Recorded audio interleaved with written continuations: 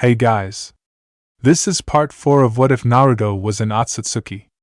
Hit like and subscribe if you like this one, and also please check the author in the description. Let's start!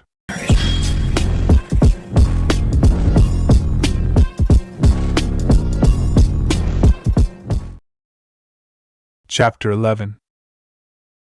In the beginning of the war, it seemed like Konoha would have a fighting chance in coming out on top of the other hidden villages.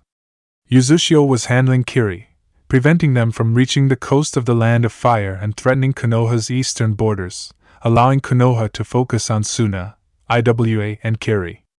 The Uzumaki and fellow residents of Uzushio pelted the Kiri ships with multiple exploding tags of different types, to discharged electricity, others fire, while some simple exploded, living up to their original name. The residents of the village hidden in the whirling tides used their superior fuinjutsu to create seals that frustrated the Kirinin to no end, seals that could contain any water that the mist threw at them, seals that strengthened their ships against damage, seals that contained hidden weapons in order to surprise their enemies, even seals that managed to hide their ships from the naked eye. Pieces of parchment with ink on them were defeating one of the great shinobi villages. It frustrated the Mizukage beyond words that his ninja were being taken apart because of tiny pieces of parchment. However, that didn't mean that Kirigakure weren't putting up a fight. The Kagai clan proved that they were truly as barbaric people say, cutting through Uzushio-gakure ninja using their bone swords with no regard for their own safety or for the people around. They simply fought until they couldn't move. The Terumi clan showed the strength of the bloodlines that Kirigakure wielded, using Futon, boil release, and Yoton, lava release, to great effect, blinding their enemies with steam and using their lava-based attacks to light hostile ships on fire.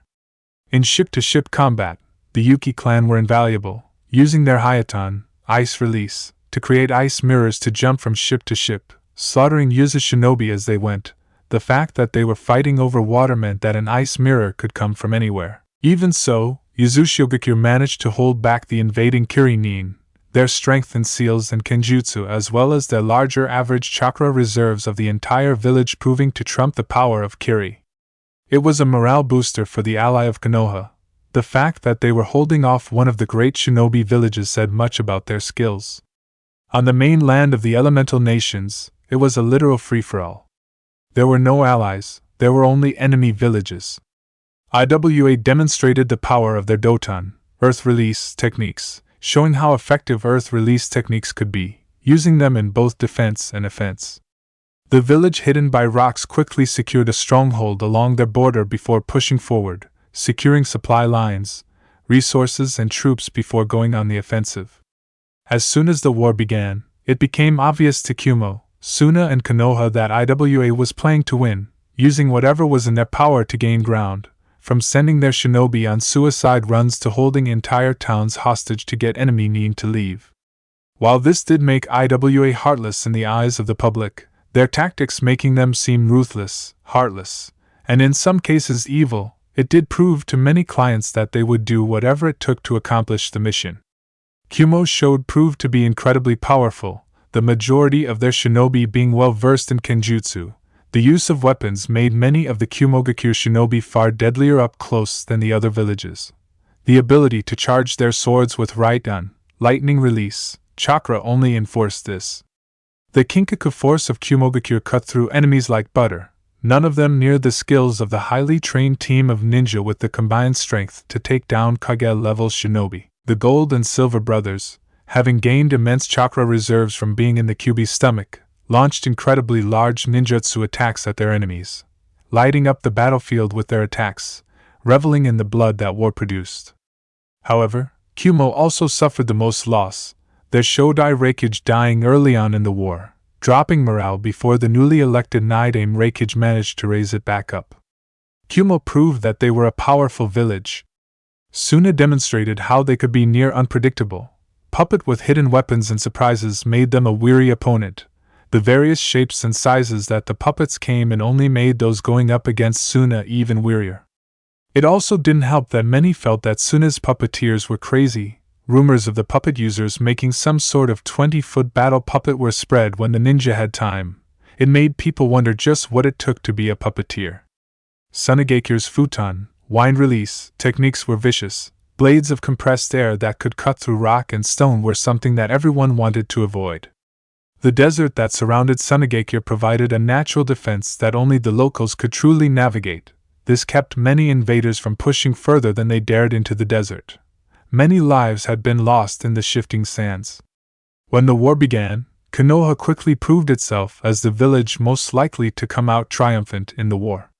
With Hashirama and Tobirama in the lead, Konoha quickly put pressure on the other nations to create powerful shinobi or groups of shinobi that could combat the Senju brothers.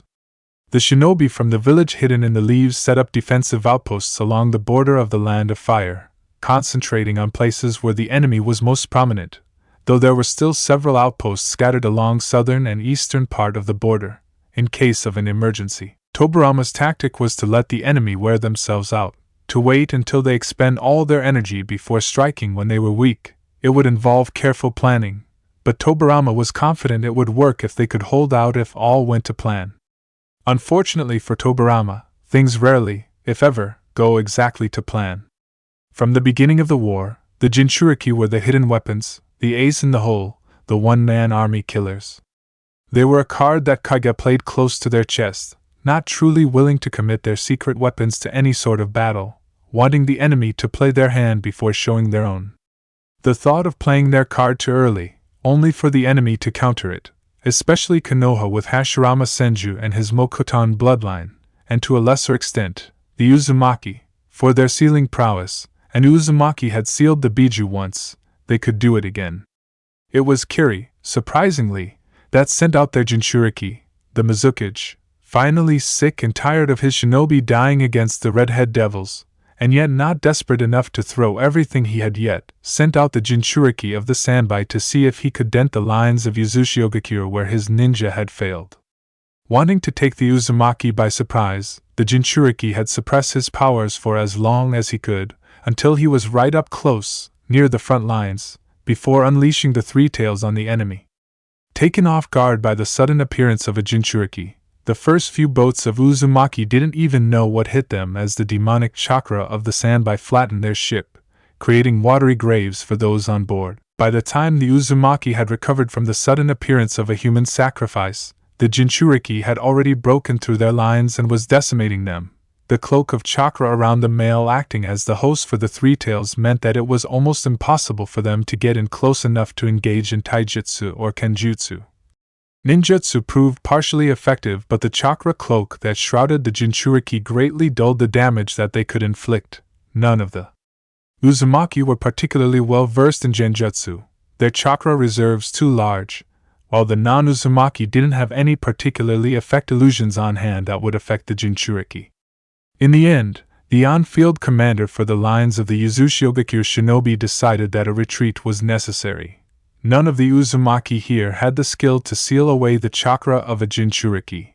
A regular shinobi, yes, not a person containing a biju. Even if they did have the skill to seal one away, there were no seals to do so. They stopped bringing the necessary seals a while ago, when there was no sign of a jinchūriki, and it would take time to create the required seal, time that they didn't have. The retreat of the Uzumaki at the hands of the Sanbai jinchūriki was a sign that showed just how powerful the jinchūriki were. It was this display of power that sparked the other Kage to do the same. Kumo released the Nibi jinchūriki onto the battlefield. Like Kiri, they didn't want something bad to happen to their strongest jinchūriki, so they sent out their spare instead. The male host of the Nibi set a trail of blue fire as it pushed forward closer and closer to the heart of Iwagakure. The Hachibi host was kept in case of an emergency, mostly for the defense of Kumo in case enemy ninja managed to sneak through their lines and evade capture. Suna released their own jinchūriki, though they kept it confined to the deserts of the Land of Wind. Being the weakest of the biju made the Shodai Kazekage weary that their female host would be captured, but wanted to have their jinchūriki out on the front lines. So as a compromise, he made the Ichibi jinchūriki confined to the sand, keeping the one-tail host on its home ground, where it was most powerful, and keeping the risk of possible capture to a minimum. IWA then decided to send out both of their jinchūriki, the Tsuchikage finally getting sick of getting nowhere in the war, Konoha shinobi keeping them out of their borders, The Ichibi hosts stalking the sands of Suna, making crossing that desert next to impossible, and Kumo steamrolling their way west across the elemental nations, on the way to Iwa's doorstep. In a bold decision, the Ōtsutsuki sent out the jinchūriki of both the Four Tails and Five Tails. The more powerful Biju went out to stop the advance of the Nibi jinchūriki, while the Four Tails went to break the line of the Konoha shinobi on the border of the Land of Fire. The decision paid off for the Ōtsutsuki, as in the end, the Nibi hosts retreated under attack from the superior power of the Gobi, while the lines of Konoha were broken under the strength of the Yanbi. However, it wasn't the penetration of Konoha's defenses that was the greatest surprise to the rest of the elemental nations. It was that the village didn't retaliate with their own Biju, the Kyubi not having been spotted since the start of the war. It got the other villages whispering about how they never had the strongest Biju in the first place. Rumors about how the strength of the first hidden village was waning. However, they were just that, rumors and whispers. No self-respecting Kage would act on mere rumor. For all they know, it could be Konoha starting the rumor in order to trap them, or they could simply have the Kyubi jinchūriki guarding Konoha, like the other shinobi countries have their strongest doing the same. But even so, they kept an ear to the ground to listen for more. Alone, those whispers and rumors would have made no difference to the war. All they did was plant the thought into the heads of the Kages of Suna, Iwa and Kumo. But it would be the Battle of the Bloodied Leaf, 3 years into the carnage of war, that began the downward spiral of Konoha in the Shinobi World War. It was Konoha against Iwa just inside the borders of the Land of Fire. The Yanbi hosts retreated from the battlefield at the sign of the Kami no Shinobi, Hashirama Senju, appearing. The Senju quickly began to decimate the Iwa shinobi gathered, pushing their forces back towards the border of the Land of Fire and the Land of Grass. Mokutan jutsu crashed through earthen walls as if they weren't there to begin with, spears of bark rupturing through the ground, surprising the Iwagakure shinobi to no end. It was a massacre on Iwa's part, none of the shinobi anywhere near the power of the only person that could rival Madara Uchiha. But it was the results of this battle that would show the world that even a god could bleed. Pushing forward against the Iwa shinobi, Hashirama annihilated their ranks like a hot knife through butter, using a mixture of taijutsu and ninjutsu to evict the invaders. Hashirama never noticed the invisible figure that hovering above the ground over the Iwa shinobi. Mu was the most likely candidate to become the next Ōtsutsuki. His skill with his Kekkei Toda, Jintan, Dust Release, his skill with the Maiseigaku no Jutsu, hiding with camouflage technique, being good enough to hide from even the most skilled of censors, and his ability to physically split himself in half makes him one of the top contenders for the most powerful shinobi in Iwagakure. His skills were one of the reasons that he had been given the important task of maintaining the forward outpost on the border into Hai no Kuni. Yet, even with his skill, he was still no match for Madara Uchiha. He could still remember how the Sharingan user had picked him apart like he wasn't trying, and Mu, as he gazed down at the man that was slaughtering his countrymen, had no doubt that in a one-on-one fight that Hashirama Senju could do the same. Unfortunately for Hashirama, this was war, and war, especially for Iwa, has no rules. When using the hiding with camouflage technique, Mu knew that he was beyond the senses of any normal shinobi, including the Kami no Shinobi apparently. Mu knew that he would only have one opportunity to make this chance count, and that if he was successful, that his name would be sung in songs around Iwa for decades to come. It was when he could detect a buildup of chakra that Hashirama knew something was wrong. Spinning around to face the source of the chakra buildup, Hashirama came face to face with a floating figure in the sky, using the famous flight technique of Iwagakure that was associated with dust release users. But the flight technique wasn't the source of the chakra that had drawn his attention, no, it was the cylindrical structure that was pointed at him, a bright sphere at the end furthest from him. This same end was in between the hands of someone that Hashirama could recognize on sight, if not for his attire, then for his skill in the only known Kekkei Toda, dust release. It was Mu, the protege of the Shodai Ōtsutsuki. Hashirama barely had any time to react as Mu intoned his technique. Jintan, Genkai Hakuri no Jutsu, dust release, detachment of the primitive world technique. The technique fired as a pure beam of energy that smashed into the ground, spraying dust and dirt everywhere as the power of the technique tore into the earth. Everything within the area was vaporized almost instantly. The power of the technique turned the impact zone into molten rock, yet the technique wasn't done, as the beam of energy then moved, carving a groove into the land, scarring it. The ground shook as the aftershocks rocked the area, a testament to the power of the only known Kekkei Toda. Eventually, the jutsu powered down, leaving those in the area to survey the damage. The Konoha shinobi that had been behind Hashirama as he pursued the Awagakure shinobi could only look in shock as the area that their leader was in was blown to kingdom come. Even with their knowledge of their former Hokage's power, they couldn't help the thought that entered their minds, that Hashirama Senju was dead. Many fell to their knees. The power behind the jutsu was immense, coupled with the fact that the technique used was from a Kekkei Toda, something that is meant to have more potential than any Kekkei Genkai, and the ninja from the village hidden in the leaves simply couldn't see how someone could survive something like that. Especially when it had taken Hashirama by surprise, none of them had sensed the Jinten user maneuver behind the Shodai until he had revealed himself, but by then it was too late. Mu wasn't as doubtful in Hashirama's skills as the Konoha shinobi were. He wasn't going to relax until the dust settled, and even then he would still be weary. Madara Uchiha had proved that he had more than one trick up his sleeve, and he would be damned if Hashirama didn't have any either. But as the smoke cleared, Hashirama didn't emerge. Mu couldn't see him from the air, and the Konoha shinobi were pushing forward, looking for any sign of their leader and former Hokage. It would seem that Mu would have to fall back. It would take a certain amount of ninja to be able to secure their current position, and currently, Mu didn't have that much. All he could really do was fall back and regroup with his men before pushing forward. It shouldn't be too hard after all. The Kami no shinobi was dead. When the Konoha shinobi arrived at the impact zone of the Jinten technique, all they could truly see was a giant scar that marked the land, from which it would take years to properly heal. There was a large crater at one end before the technique then moved along the ground, the user moving the attack in case the target had dodged the initial strike. From what the Leaf Ninja could see, searching for a body was pointless. Everything the jutsu had touched had been vaporized almost instantly. The shinobi prepared to retreat to their fortified camp further into the land of fire to inform their superior, who would in turn inform the Hokage that Hashirama Senju. And yet, as they all turned around to leave, a groaning sound made itself known, like the hinges of a gate, and at the sight of the initial impact of the dust release technique, the earth split, revealing a wooden box just beneath the surface of the earth, the entrance blocked from view by the dirt kicked up by Mu's technique, with a person lying on their back, face sheen with sweat. The maroon armor the person was wearing made him instantly recognizable to the Konoha ninja. It was Hashirama Senju.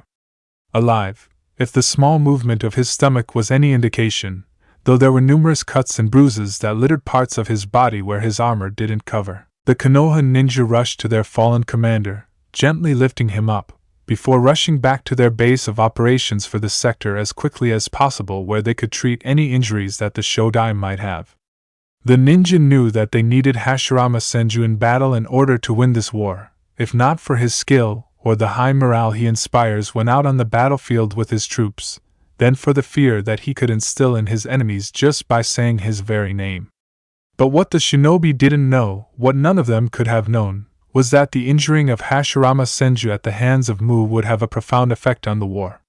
For when Mu took the blood of Hashirama Senju, he had taken the blood of someone revered as a god in the shinobi world, and by spilling his blood, Mu had made God bleed. And as God began to bleed, the sharks began to circle, waiting to strike and deal a decisive blow. Hashirama would be cleared for active ninja service 2 weeks later, after his chakra exhaustion had been remedied. When Hashirama had used his Mokuton, Hobi no Jutsu, wood expulsion technique, to create a shield, he had been forced to pump the technique with an incredible amount of chakra to block the powerful Jinten attack. Not only was Jinten a Kekkei Toda which was naturally stronger than his Kekkei Genkai, Mokuton, but the technique used was simply a beam of condensed energy, which took much of Hashirama's chakra to keep from breaking through his wooden shield, and even then, his shield was still jolted from the attack, giving him a few scrapes and bruises. Even though Hashirama had been able to stop a Baijidama, tailed beast ball, using that same jutsu, the Jinten technique was a beam of condensed energy. while the energy from a Bijidama exploded outwards, and so, while the power of the attack was greater than that of the technique that Mu used, it was spread out over a larger area, and so it wasn't as intense as the Jinten technique used against Hashirama. Combining this with the fact that Hashirama had expelled chakra taking down the enemy outpost that was located inside the borders of Fire Country while Mu was running on a fresh battery, and that Mu had taken Hashirama by surprise, Hashirama was thankful to be alive. He knew that the encounter could have gone a completely different way had he reacted even a millisecond later than he did. But as Hashirama returned to field of battle, the sharks began to circle. The Kages of Suna, Iwa and Kumo were all smart men. They didn't just get their positions of power simply because they flexed their muscles all over the place. They all had a head to go with their brawn. So when they saw that the advance they all had on the Konoha front be stopped by the return of Hashirama to active battle, they all knew that something had to be done. All three powerful men knew that Hashirama Senju wasn't a man that could be taken out by simple charging him with their strength on the open battlefield. While strength would play a large part in taking down the Kami no Shinobi, as Mu proved, surprise would be the factor that took down the godlike figure of the shinobi world. And so the three Kage planned, each within their own home villages until they all reached the same conclusion. An attack with a mixture of surprise and overwhelming strength, something that would take the elemental nations, especially Konoha, by storm and would put all their names in the history books. Hashirama was weary of the situation he was in. About a month after recovering from Mu's surprise attack, Hashirama was standing on the border of fire and grass in the dead of night, lying in wait with 200 or so other Konoha shinobi, waiting for the opportune moment to strike at all of their enemies in one go, with the exception of Kuri, though, with the Uzumaki forcing the hidden village in the mist back after their surge with their jinchūriki. Konoha may as well have been attacking all their enemies at once. With the clouds overhead, blocking out the moonlight, and making it harder for their enemies to see, it appeared if Kami was on their side as well, urging them to end this war. But Hashirama still felt tense. Something about the situation didn't feel right to him. Though the hidden village and the whirling tides may have forced Kuri back, and with their greatest seal masters creating and forging seals to deal with the jinchūriki of the Three Tails, none of the shinobi of Uzushio could get close enough to place a seal on the Biju host. The multiple chakra tails and the ability to produce coral on contact meant that it was near impossible to get close and survive the ordeal. But even so, the skill of the Uzumaki was enough to be able to push the jinchūriki back for fear of having his Biju sealed away and taken prisoner. Thought he didn't agree with Mito traveling in a time of war. He understood that the Uzushio native wanted to help her people in their time of strife, and Hashirama had to be honest. Mito's sealing prowess was a great boon for the Uzumaki clan, that along with her great chakra reserves, even among Uzumaki standards, and Tobirama teaching her his Kage Bunch Shinjutsu, shadow clone technique, made Mito an invaluable asset to Uzushio Gakura's sealing corps. She could create hundreds of seals in a day depending on the difficulty. All the while learning more about sealing, Hashirama was sure that Mito would be hounded by the entire village of Yuza on how to perform the technique. Hashirama only wished that he knew that technique when he was Hokage. It sure would have helped him with all the paperwork involved back then. Shaking himself out of his thoughts, Hashirama made himself focus on the job at hand. Earlier in the week, Tobirama had received word from a few of his spies that Kumo had received intelligence that Iwa had a base near the border of grass and fire, and that they were going to try and storm the base to extract information on several other outposts in the land between Takigakure and the land of rice. Iwagakure was known to never have information in bases that directly pertained to nearby bases, choosing to keep the information in Iwagakure itself with a copy in a different base picked at random. It helped prevent information being used against them. From another spy, Tobirama had received word that Suna also knew this, and was planning to hit both Iwa and Kumo as they were both fighting each other. The Nidaime thought that this would be the perfect time to attack all three villages at the same time, with Iwa having withdrawn the Four Tails hosts, Kumo keeping the Nibi jinchūriki to the far north of where the base is and Suna keeping their jinchūriki confined to the deserts of the Land of Wind. It would be the perfect time to attack and gain minimal losses while potentially destroying a large portion of the other village's military strength. However, all this was simply information gathered by spies, and information could be wrong. But, even as Hashirama questioned Tobirama on the validity of his sources, Tobirama defended them, saying that his infiltrators were some of the best in the village. But as Hashirama waited for Kumo to attack IWA and for Suna to interfere, he began to doubt his brother's sources. This all seemed too perfect, and his shinobi senses were screaming at him to take his men and leave. And yet Hashirama didn't. He put his faith in Tobirama's spies, and he could only pray to whatever god was listening that his gamble paid off. "Sir?" one of the shinobi beside him whispered. "Near one of the openings near the top of the outpost, I can see two people. One appears to be an IWA shinobi, but I swear that one of them looks like a Kumonin." That got Hashirama's attention. Snapping his head towards the direction of the outpost, Hashirama narrowed his vision to the spot where his subordinate pointed out the two ninja. The IWA outpost looked, in all honesty, like a giant pile of earth, usually around 50 meters tall, that had been hardened in the sun. A few openings around the bottom of the structure acted as doorways, with several openings that were used as windows scattered around the rest of the building. It was a typical IWA outpost, used to quickly set up a position in enemy territory. It could house shinobi 50 or so shinobi on a short-term basis until a more permanent solution was made. The base itself wasn't that sturdy. Sure, it could take several high-ranking jutsu, but it was quickly destroyed compared to more permanent bases.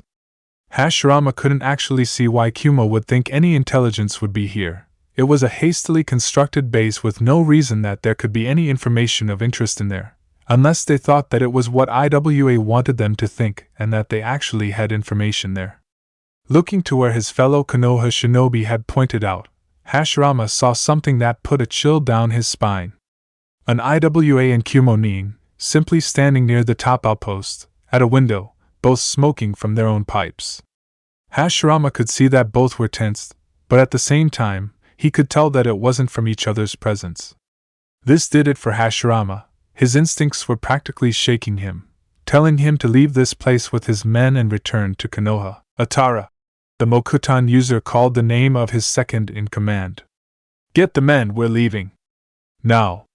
Just as the man began to leave, Hashirama sensed multiple chakra signatures, massing in the hundreds, making their way towards him and his men. "Never mind, it doesn't matter anymore. We have multiple enemies incoming. Everybody, be on your guard." Hashirama shouted to his men. Being stealthy was now pointless as the enemy knew they were here, though Hashirama only had any idea about who he would be facing. As their enemies got closer, Hashirama felt a burst of demonic chakra come closer and closer, far faster than any of the signatures, and concluded that this was most likely the jinchūriki for the Yambi or Nibi. Even if Suna was in this, they would never remove the Ichibi host from their borders. Having the weakest of the Biju meant that they had to use it wisely. "Get out of the way!" Hashirama called out to his men as he faced the direction the jinchūriki was coming from. He needed to take out the jinchūriki before it caused too much damage. Moving through hand signs at a pace faster than most in the world could track, Hashirama shouted his jutsu. "Mokutan, Mokuryu no Jutsu, Wood Release, Wood Dragon Technique." From the ground, 3 wooden dragons sprouted, just in time to wrap around a man that burst through the trees around them, clad in a cloak of red chakra with 3 tails behind him. The dragons then began to squeeze as Hashirama signaled for them to tighten their grip on the jinchūriki. A man with brown hair, though Hashirama couldn't tell what colors the man's eyes were, with him being influenced by demonic chakra. Unfortunately for Hashirama, one of the stronger chakra signals reached the area, and fired off a technique that gave Hashirama his identity. Much like Hashirama was revered for his Mokutan, other shinobi were also revered for their Kekkei Genkai. "Shikutan, Kajisatsu, Scorch Release, Extremely Steaming Murder," a voice bellowed as several balls that resembled suns launched themselves at several parts of Hashirama's wooden dragons that were wrapped around the Yambi host. The balls burned their way through the wood within seconds, evaporating the moisture from the wood, and causing Hashirama's technique to crumble, and for the jinchūriki to free himself. He landed on the ground but didn't move to attack again. The balls of heat then retreated back to their user.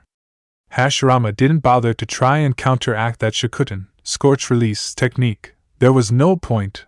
the balls would simply burn through the wood within seconds as long as the user kept sending the technique chakra, and Hashirama couldn't afford to waste any chakra on simply nullifying a technique, not if what he was sensing about the numbers they were facing were true.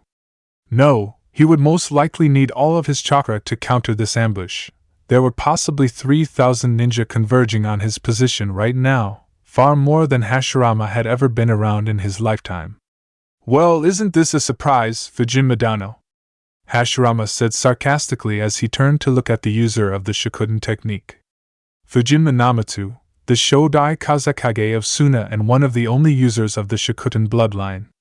Gaining the moniker, Netsu no Sabaku, Heat of the Desert, due to his Kekkei Genkai's ability to thrive under the temperature of his desert homeland, it was one of the ways that he managed to unite the clans of the desert under the banner of Suna. He was an exceptionally powerful shinobi, mostly due to his skill with his bloodline, but even without it, Fujinma was a powerful man. "It is, isn't it, Hashirama Dano? I hope you realize that I am only doing due to threat you pose. There is nothing personal involved," Fujinma informed Hashirama without a trace of emotion on his face. This was definitely the Kazekage of Suna. The man never let any of his feelings affect his decisions when it comes to Suna. Judging by the lack of emotion in his voice, the man was most likely doing this for the betterment of his village. Hashirama could respect that, but it didn't mean that he had to like it. The first Kazekage of Suna was dressed in a dark suit which ended with a black mask that covered Fujinma's lower face, up to the bridge of the man's nose. The mask was commonly worn in the Land of Wind by Sunagekure shinobi, used to prevent the desert sand from entering the mouth when one speaks a technique. Not very useful in the forests of grass and fire, but the Kazekage didn't seem to care. "If you are quite done, Fujinma," a baritone voice interrupted. "I believe that we are meant to destroy the Konoha, Hashirama Senju included. If you are done fraternizing with the enemy, then please return to the plan." The baritone voice belonged to the Nidaime Reikage, Lotambai Swabuki, who stepped up next to the Kazekage. Recently chosen as the new Reikage after his predecessor fell in battle, Lotambai proved to be capable of leading his people in wartime. Chosen for his fine skill in the usage of Raitun, the current Reikage is said to be able to summon a lightning storm to strike down his foes at will, though Hashirama has never seen the proof of Lotambai being able to do this. Nevertheless, the Shomei no Senshi, Lightning Warrior, was a man not to be taken lightly. If the build of the man was not enough to make one weary, the man being 2.5 meters tall, his skill with Raitun would, despite being the youngest of all the Kage, he could still hold his own against any of the current Kage. If two shinobi didn't have the stupid idea of smoking near a window, then perhaps Hashirama would have been dead by now and I could have been home having a nice dinner. The current Reikage held no respect for any of the Kage, past or present, besides his predecessor, and it showed in his words. The tall man held no regard for anyone's skill despite his predecessors and his own. Even Hashirama didn't measure up in his eyes. It wasn't arrogance, it was just that the man held no respect for anyone besides a few. "If you three are done bickering, then perhaps we can move on with tonight's proceeding?" An elder voice questioned. Turning his eyes to the person who stepped up next to the Reikage, Hashirama wasn't surprised to see the Otsutsuki on the scene. The three Kage's plan was clear: team up against Konoha, then perhaps use Ushiogaku and Kiri, before backstabbing each other to come out on top. The last part wouldn't have been verbally said, but Hashirama knew that all three Kages would do it when the opportunity arises, especially IWA if their tactics in the war were anything to go by. The latest Kage was perhaps one of the oldest Kage alive, competing with the current Mizukage for the title of eldest Kage. Kachirama Kamizuru was famous around the world for developing the world's first, and so far only, Kekkei Toda, Jintun. While Kachirama can use the combination of the earth, wind and fire chakra natures, he doesn't have the reserves to truly utilize the advanced chakra nature due to using techniques with relatively low chakra requirements for the majority all his life. He could, at most, fire of 1 or 2 Jintun techniques before he was nearly drained. His protege, Mu, had no such restrictions as Hashirama found out, being able to utilize the one-of-a-kind chakra nature to its fullest extent. There was one difference, however. between the Kekii Toda and Kekii Genkai other than being more powerful, and that was unlike Kekii Genkai. Kekii Toda can be taught to anyone, regardless of their blood relation, the only requirement being that the one looking to gain the ability to use a Kekii Toda like Jintan must have the required affinities, in this case, wind, earth and fire as their chakra affinities. And have strong affinities at that, whether born with them or gaining them through training. One must have a strong enough affinity for the three components to be able to recreate dust release. And even then, there was also getting the right mixture of all three elements to successfully recreate the chakra nature, which, in itself, was an incredible challenge, much like gaining all three affinities to the strength required. Hashirama. The first Kage of Iwagakure addressed Hashirama. You and your troop have the honor of being the first to bear witness to the combined might of Iwa, Kumo, and Suna. Today will be the day you die. Be thankful that we don't spare you so you can watch the rest of your village fall. The Otsutsuki then gestured for Hashirama to look at his surroundings, which the Mokutan user did, though his eyes get his enemies at the corner of their vision. Surrounding Hashirama and his now small group of 200 ninja were swarms of shinobi, numbering in the thousands, each one bearing the forehead protector of the villages of the three Kages before Hashirama. Quickly glancing over the several shinobi that surrounded him, Hashirama could make out several that were relatively well known to the shinobi world for one reason or another. The ones that stood out the most were the Kinjin Kyodai, Gold and Silver brothers, Kinkaku and Ginkaku, twins who miraculously survived being swallowed whole by the Kyubi.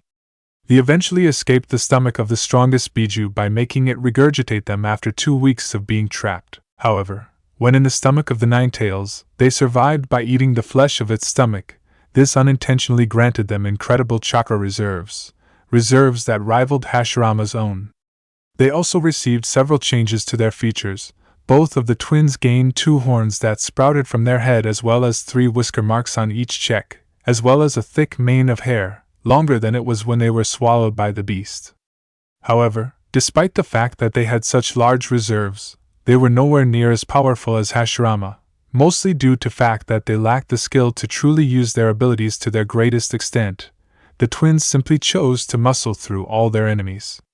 They also gained the ability to develop a Biju chakra cloak at will, shrouding themselves in their potent chakra like other jinchūriki, yet they retained their minds, not having a Biju interfering with their head whenever they used the cloak. Another renowned shinobi that Hashirama could identify was Rikano Tarushi, the Iwa no Rana, Rock Runner, given the name because of his ability to use a unique form of Doton that allows him to move far faster than most shinobi. Whether this is a jutsu or some sort of bloodline is unknown, but what is known is that the man becomes incredibly deadly when moving at such speeds, faster than the naked eye can track except for those that have trained their eyes to track such speed. Rikano was a well-built man with short dark hair and eyes, common features in Iwa. He wore gray armor which protected his stomach, thighs and calves, as well as his forearms. Under that was a plain black shirt and pants. Hashirama could also make out several shinobi scattered around the circle that surrounded him with golden horns painted onto their armor, a Kumo forehead protector strapped across their heads. They were the Kinkaku force, a highly trained force from Kumo, supposedly trained by the Shodai Rekyuji himself as a weapon before the war officially began. Rumor has it that they have the combined might to take down the four-tailed Biju, not the jinchūriki, the actual Biju. Whether that's true or not, Hashirama doesn't know, but it seemed that he would find out soon. Fierce dragon masks hid their features from the public, and reminded Hashirama of that secret group that Tobirama had only recently put together. He named them the ANBU, which was short for something put it was too long for Hashirama to really remember. All he did remember was that the members of the ANBU were required to wear animal masks in order to hide their identities. A pair of identical shinobi from Iwa also caught Hashirama's attention, both wearing a more dyed brown, the same color as the rest of their outfits. The 2 shinobi had a mud-brown hair color with dark eyes. It took a second for Hashirama to recognize the 2 of them, but the name eventually came to him. The 2, Hijutana and Butsunata Jinto, were known as the Gurumifutego, Golem twins, given the name for their high Doton affinity, which allows them to perform a kinjutsu from Iwa, in which earth is summoned around the 2 of them, creating a kind of rock amur. This amur is incredibly thick, a result from the amount of rocks that form the protective coating. In addition, it grants them both immense height and strength. The amur covers their entire bodies, from head to toe, making the twins look like giant rock golems, hence the name. Both were incredibly muscled, most likely a side effect of their jutsu, is most likely didn't lessen the weight of the rocks. A shinobi wearing a similar face mask to the Shodai Kazekage made Hashirama focus on him for a second. It was all Hashirama needed to identify him. To jump to Namato, brother to the Kazekage, another Shikuden user from Suna, the man was one of the most powerful men in Suna and one of the most likely candidates for the position of the Nidaime Kazekage. While not as skilled as his brother in their Kekkei Genkai, Chijunta was still skilled in wielding the advanced chakra nature, usually kept behind for the defense of Suna as he was not quite as powerful as the Kazekage. Chijunta hadn't had the chance to gain a moniker like his brother. It was only the similarities in appearance that allowed Hashirama to know who he was. His appearance here told Hashirama that Suna was serious about eliminating him. Out of the corner of his eye, Hashirama also noticed a figure floating in the sky. Rotating his head in order to get a better look at the person, Hashirama recognized Mu. The Iwagakure shinobi was casually floating in the sky, as if it was an everyday occurrence, which it probably was for Mu. The Mujin, non-person, was simply staring at Hashirama from his position in the sky, eyeing him, waiting for any offensive movements or his superiors gave to signal to attack. Hashirama was surprised that he didn't automatically assume that Mu would be here, that Otsutsuki would have definitely sent out the one who wounded Hashirama Senju when they were facing the man. It appeared that Kumo, Iwa and Suna were pulling out all the stops to get rid of him, not wanting to let anything to chance. They were going to wipe him out and send a message to Konoha and the rest of the elemental nations. They were going to send a message of might, of how they could crush all, even the Kami no Shinobi. Hashirama knew his death would be a crushing blow to the morale of Konoha.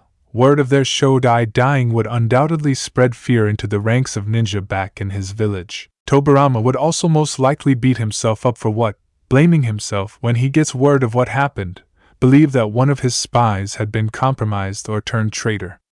His brother would probably go into a bit of depression with the last of his brothers dying. It would undoubtedly cause his brother much sadness. Hashirama only hoped that Naruto tried to help pick up the pieces. His former mentor would have gone through more pain than anyone in the world. If anyone could get Tobarama and the rest of his family back on track, it would be Naruto. Hashirama, in fact, had very little doubts about what would happen here. Even with all his power, Hashirama had never tried to take on so many enemies at once. There were thousands of shinobi around him, several of which could go toe-to-toe with Tobarama and come out on top. Had it just been the thousands of ninja, Hashirama wouldn't have had such a problem. He doubted many of them had the skill to be classified as jonin. All they really were was cannon fodder for the Hashirama's real opponents to get close, mainly the shinobi with the reputations behind them, or the Biju hosts. All it would take was one lucky, stray jutsu to end his life, and in a battle of this magnitude, it was bound to happen. Looking over at the men he had brought with him, Hashirama could see that all of them realized that they would most likely not make it through this battle. Even if they survived, they would most likely be taken prisoner and pumped for information. As he looked into the eyes of his comrades in arms, Hashirama could see the resignation of their fate, but also the steely determination to take down as many of the bastards that they could while they went down with fists swinging.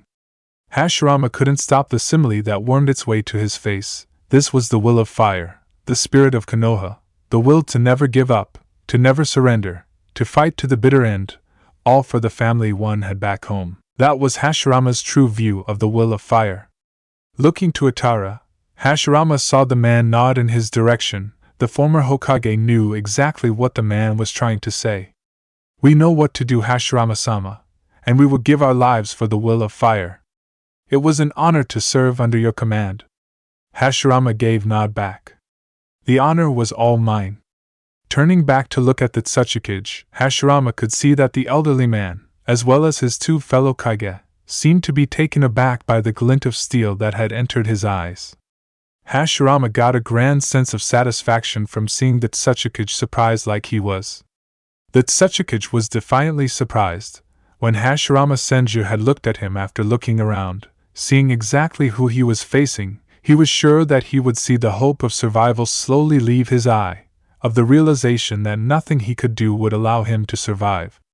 They had the Yambi jinchūriki, as well as the Nibi jinchūriki, even the Gobi host as backup only a kilometer away.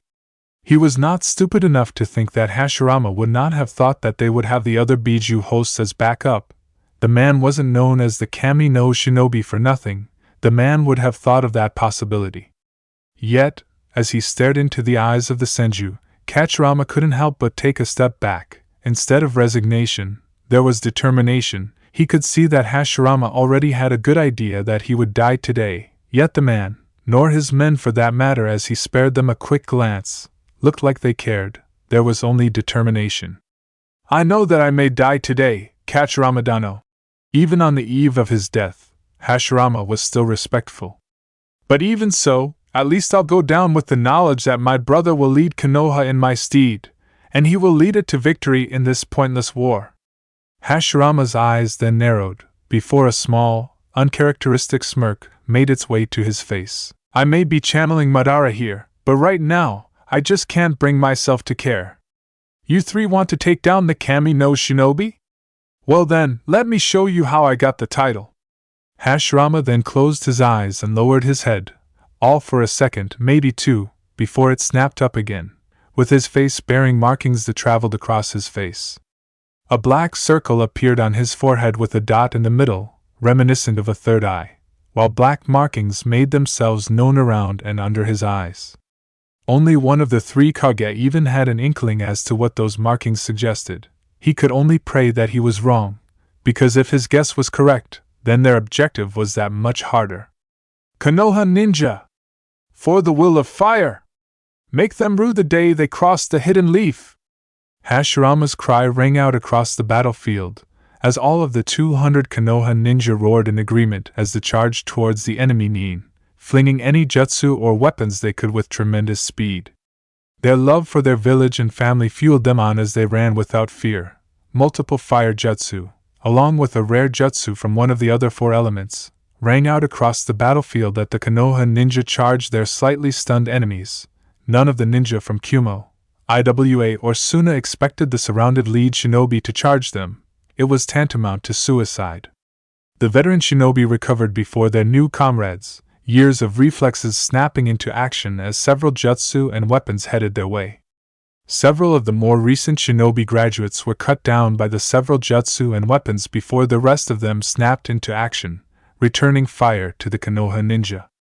Hagoromo didn't notice as his fellow leaf nin charged the enemy. He was focused on the three Kage in front of him, while also keeping an eye on the more notorious shinobi and the jinchūriki that he could see. They were the most threatening to him right now, and Hagoromo wasn't going to let them come to him. That was suicidal when one was outnumbered. He might know that he was almost certainly going to die here. But that didn't mean that Hagoromo was going to reach death with open arms. He had people that wanted him on this plane of existence, and he would be damned if he didn't at least try to make it out of this alive. Senpo Mokutan, he intoned as he sped through hand seals. Makijin no jutsu, sage art, would release, would human technique. As Hagoromo finished the hand seal sequence, the earth began to rumble as a mighty hand, as large several buildings erupted from the ground and found grip on the surface of the earth.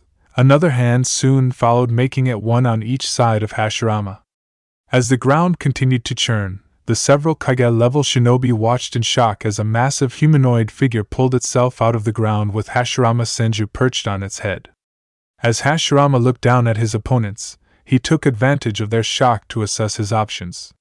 His nature chakra-powered version of his wood human technique was the best option he had by far to use in combat in this situation. Slightly taller than its regular counterpart, the Sage Chakra-enhanced version was not only stronger and more durable, but also taller and came with another wooden dragon that wound its way up the body of the wooden humanoid in the opposite direction of the first. Anything bigger would most likely crush his comrades and would be too big to effectively attack his much smaller opponents. He would have to draw away those he was facing to be able to use anything bigger effectively. For the will of fire! Hashirama cried as his large humanoid technique let off a mighty roar of its own before grabbing one of dragons that wound its way around its body before pulling it off and holding it at the tail. The wood human then pulled the same arm back before launching it forward, using the wooden dragon as a makeshift whip, slamming the dragon into the ground, taking out as many of Hashirama's enemies as possible. Although it missed the intended targets, those being the golem twins, seeing as they were at the best range to attack compared to anything else, the Tijinto twins managed to escape the attack, not being Kage level for nothing. The twins then began to go through identical hand seals before slamming their hands into the ground. Doton, do no Gadian, Earth Release, Earthen Guardian. Both of them shouted as blocks of earth began to roll over to their position. Hashirama's focus was then taken away from the golem twins as several balls of heat raced towards the body of his wood human technique. Hashirama's eyes narrowed as he took in the balls and began to skim over his knowledge of the Shikuten Kekkai Genkai to see if he could figure out a way to neutralize the technique.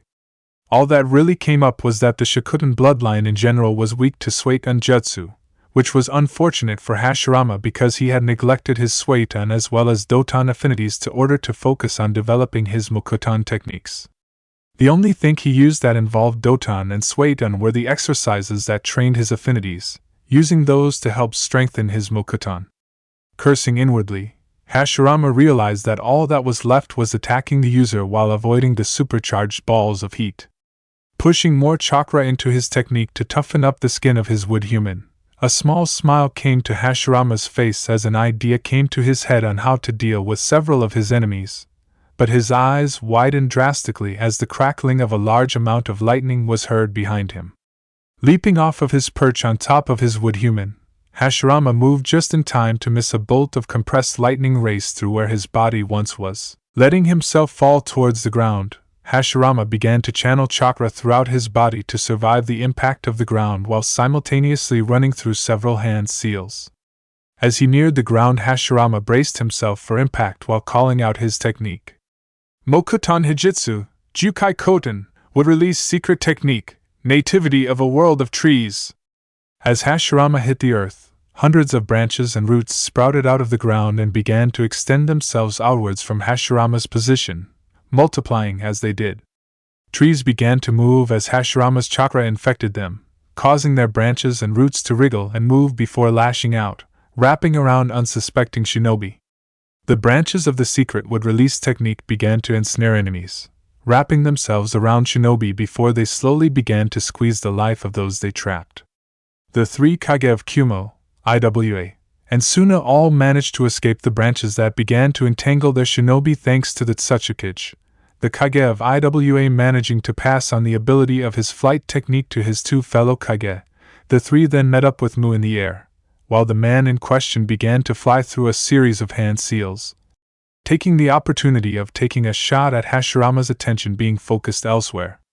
Jinten, Genkai Hakuri no Jutsu, Dust Release, Detachment of the Primitive World Technique.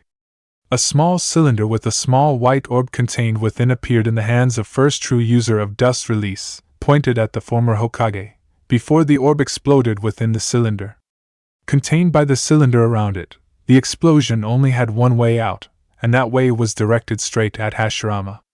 Moving with incredible speed, the three Kage were sure that Hashirama's was going to die, here and now, especially with no sign of noticing the technique. That was, until Hashirama's head snapped up to face the incoming technique before the wood human technique, which was still standing, moved in front of the technique and took the blast. An explosion of smoke obscured the four floating figures' view of Kami no Shinobi, the black smoke being almost impossible to see through unless one had one of the digits the Konoha possessed. Taking a quick look over the rest of the battlefield, the three Kage could see that a third of their force had been trapped by the wooden branches that rose from the earth. The rest of the shinobi unaffected from the technique were working to free their comrades. The three Kage agreed without words that they would focus on Hashirama, while their subordinates would free each other, hopefully. They would focus on freeing the more powerful shinobi first so that they could help taking down the Senju clan head. As the smoke cleared, all three Kage were stunned to see the wood human technique still standing, appearing to have taken only a minute amount of damage, and even that looked to be healing. Damn it! The Otsutsuki swore, gaining the attention of his fellow Kage and successor. It appears that we have underestimated Hashirama Senju. Our task is now far harder. What are you talking about, old man?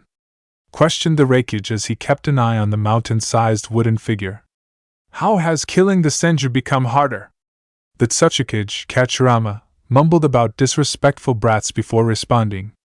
According to the bee summons, there is a special ability, called Senin Modo, Sage Mode, that, when one enters, allows the user to empower known techniques, as well as create new ones. I am told that one must absorb the natural chakra from around themselves to use it. Empowered techniques are improved in every way: speed, power, durability, every attribute there is, while new techniques can have the power of a Baijidama, tailed beast ball. Hashirama began, while keeping a wary eye on the giant wooden statue that blocked their view of Hashirama Senju. The rest of the floating party tried to wrap their head around what the Shodai Otsutsuki. These techniques are called senjutsu, sage techniques, and based on the durability of that Mokutan technique, as well as the name Hashirama used at the start of the technique, Senpo, I would have to guess that Hashirama knows and has achieved a sage mode of his own. Surprising, seeing as it is only achievable if one has the snake or toad summoning contract. From what the bees tell me, the locations of those two summoning clans are the two only known places where one can learn sage mode. There are also the risks of turning oneself to stone if one absorbs too much natural chakra. How Hashirama managed to learn this while not having either contracts, as well as surviving the training without a guide, is a mystery. Hashirama's last words were said with a grudging respect towards the Senju. From what the bees had told him, sage mode was truly something only the skilled can pull off. Apparently, Hashirama Senju has skill in spades. Are there any weaknesses, Otsutsuki-sama? Mu questioned. If what the Otsutsuki had said was true, then their chances of defeating Hashirama Senju had dropped dramatically. From what the bees have told me, no, all we can do is wear the Senju out. He will eventually run out of sage chakra and will then be exhausted. That will be when we can strike. The Otsutsuki explained. A small boom was heard from one side of the battlefield as two large rock golems rose above the tree line. Both were about half the height of Hashirama's wood technique. The two golems, who were both obviously Hijutana and Butsunata Jinto clad in their rock golem jutsus. The two suits of rock began to uproot trees and crush existing branches in an effort to free their fellow shinobi. A much louder boom and the crackle of electricity was heard from another part of the battlefield as trees began to part, being knocked down. Flashes of twin manes of hair, alone with horns emerging from said hair, made it easy to identify Kinkaku and Ginkaku as the two brothers stomped through the forest, free of the branches binding them. A blast of demonic chakra was felt from another point, a signal that the Yambi host had broken free of his bindings. More signatures were felt as people began to slowly hack away at the trees around them. Hashirama eventually realized that what he was doing was pointless and released his hold on the technique, turning the branches and roots back to normal. He had thought that his jutsu would be able to hold those he had captured, especially when enhanced with sage chakra. Apparently not. Though it would make sense, he had spread his chakra too thinly with that technique, thinking that he would be able to quickly halt a large portion of the enemy ninja. He had neglected to realize that the shinobi that weren't caught would be able to free their comrades. He also hadn't put a lot of chakra into that technique, thinking that the amount he gave it would be enough to hold those he had caught. Apparently he was wrong again. A series of loud thumping was heard coming towards him. Turning in the direction of origin, Hashirama spied the two golem twins running towards him, or at least as fast as they could when they were covered in such heavy rocks. With a pulse of chakra, Hashirama commanded his wooden human technique to meet the twins halfway. It should be able to take care of them both without any assistance, unless the twins received help. Turning upwards to look at the four floating figures in the sky, Hashirama gave a small frown. Up in the air, they had the advantage, especially with so many shinobi on the ground. He would have to thin the amount of shinobi around him before taking out those four, or at least wait for them to come closer. A source of demonic chakra was quickly making its way towards him. Thinking quickly, Hashirama faced its direction and went through several hand seals. A jinchūriki was dangerous no matter how many tails it had. Mokutan, Shinrin no Jabu, would release, forest jab. Hashirama called as several spears of wood, angled so that they were pointing at the jinchūriki, forced their way up through the crust of the earth and continued towards the Biju carrier, intent on spearing him through the stomach. But the Biju host had predicted this and was already going through his own set of hand seals. Yotan, Shakugaryogen no Jutsu, Lava Release, Scorching Stream Rock Technique. Several balls of lava flew out of the host's mouth and collided with the racing wooden spears, their heat partially melting the ends of the spears, but unfortunately for the jinchūriki, not melting them completely like he had originally thought.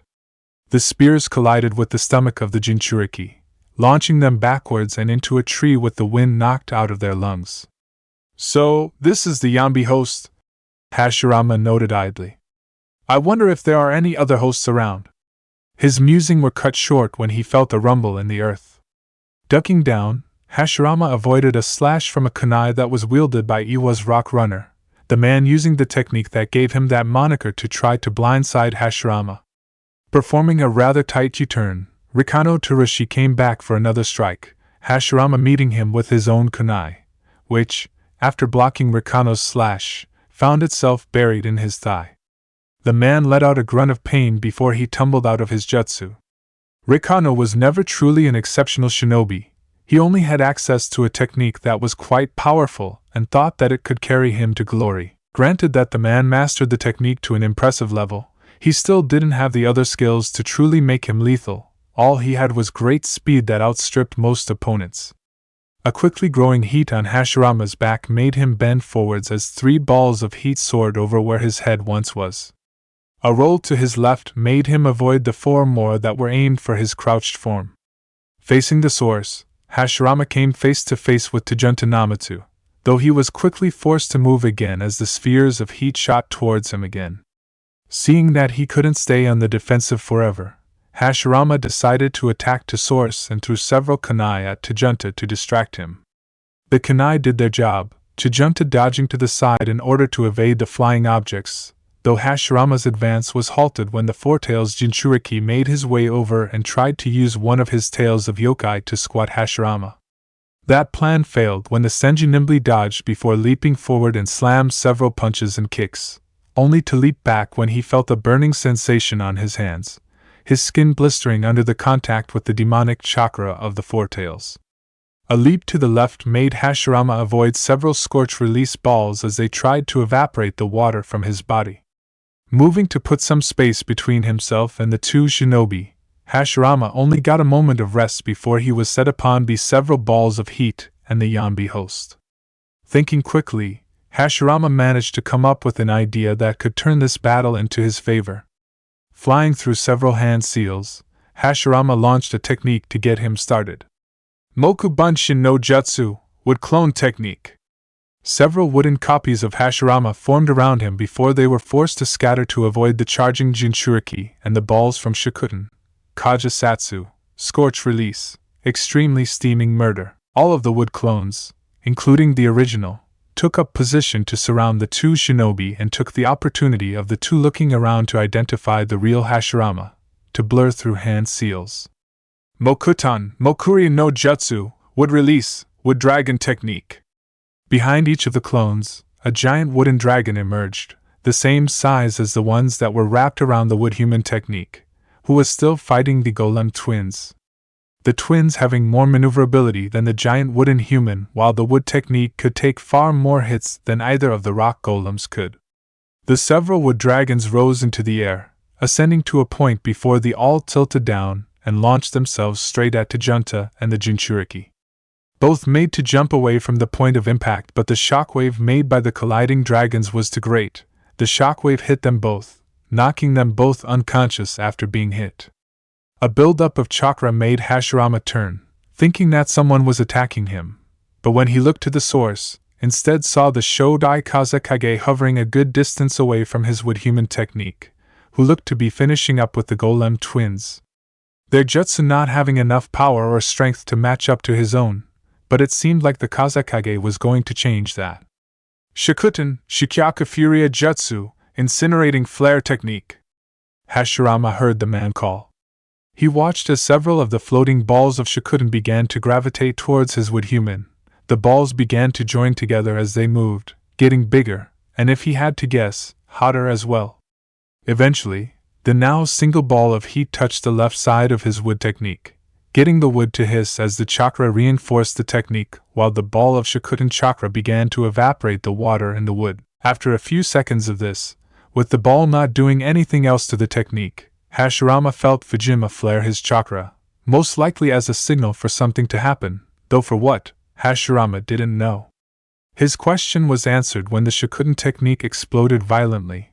Hashirama felt the shockwave where he was, as well as the heat released. Hashirama had never felt such heat, even from Madara's Amaterasu flames were they as hot as what he was feeling. When the force from the explosion died down, Hashirama looked to see what was remaining from the explosion. The explosion destroyed a lot of land, about half a kilometer long, and dug a crater into the earth, near the ground zero of the Shikuten technique. The technique had incredible power. Hashirama could see molten lava at the bottom of the crater. His wood human was still in one piece more or less, but the entire left side of the wood human was burnt to a cinder. An arm was missing, but both legs were still intact, as were the twin dragons, one wrapped around the body of the wood technique, while the other was held in the right hand. His technique was on its back, having been knocked over from the force of the explosion, but it was slowly getting up. It would follow its creator's will until it was told not to, or it was destroyed. Hashirama couldn't see the golem twins, but he assumed that they would have evacuated the area as soon as Fujinma began his technique. The man himself wasn't in Hashirama's view, but he was sure that the Kazekage was still alive. A shinobi worthy of the title of Kage wouldn't be taken out because they forget about an aspect of their technique, especially something like the blast radius, though Hashirama could dream. Right-un, Saisho no Hibana, lightning release, first spark. Hashirama turned around in time to see the second Reikage, along with Mu and the Tsutsuki still hovering in the air, fire off a large stream of lightning into the clouds that covered the moon. The stream continued for several seconds before Lotambai finished as thunder began to crack overhead. At the sound of the loud cracks, Hashirama was immediately on guard. It appeared that the rumors about Lotambai's ability to summon storms were true, at least, if what Hashirama just saw was any indication. His attention was taken off Lotambai when he heard the buzzing of Tsutsuki's insect-based ninjutsu. The man had launched a jutsu at him. Looking closely at the man's attack, Hashirama almost felt insulted. It was bees with explosive tags attached. Granted that there were possibly 1,000 or so bees, they still flew relatively slowly for someone who had the potential to move faster than the naked eye could see. Flipping through several hand signs, Hashirama summoned a wooden wall up through the earth to block the incoming bees and their explosive cargo. Ordinarily, that many explosive tags would have destroyed the wooden wall. Their sheer repetitive explosions would have broken through the wall unless Hashirama hadn't constantly channeled chakra through it to reinforce it. But with the enhancement provided by Sage Mode, that was unnecessary, the natural chakra bolstering the strength of the wooden wall. Floating in the air above Hashirama, Lotambai turned to Hashirama with deadpan expression. "You sent explosive tags at him, really?" The disbelief came straight through in Lotambai's voice at the Tsutsuki's actions. "Did you honestly think that it would do anything?" Before Hashirama could answer, Lotambai was already shaking his head. "Never mind, old man, this is just proof that you got nothing. You're too old to continue being a Kage, never mind keeping up in this sort of battle. Just hurry up and pick a successor." Let it be known that those from IWA were naturally stubborn people, in death, as in life, the Tsutsuki especially so. He wouldn't take those comments sitting down, even if he was in the middle of battling against someone who was arguably one of the most powerful shinobi to ever grace the world. "I'm not too old, you brat. I was kicking people across the countryside while you were still in diapers with both hands tied behind my back."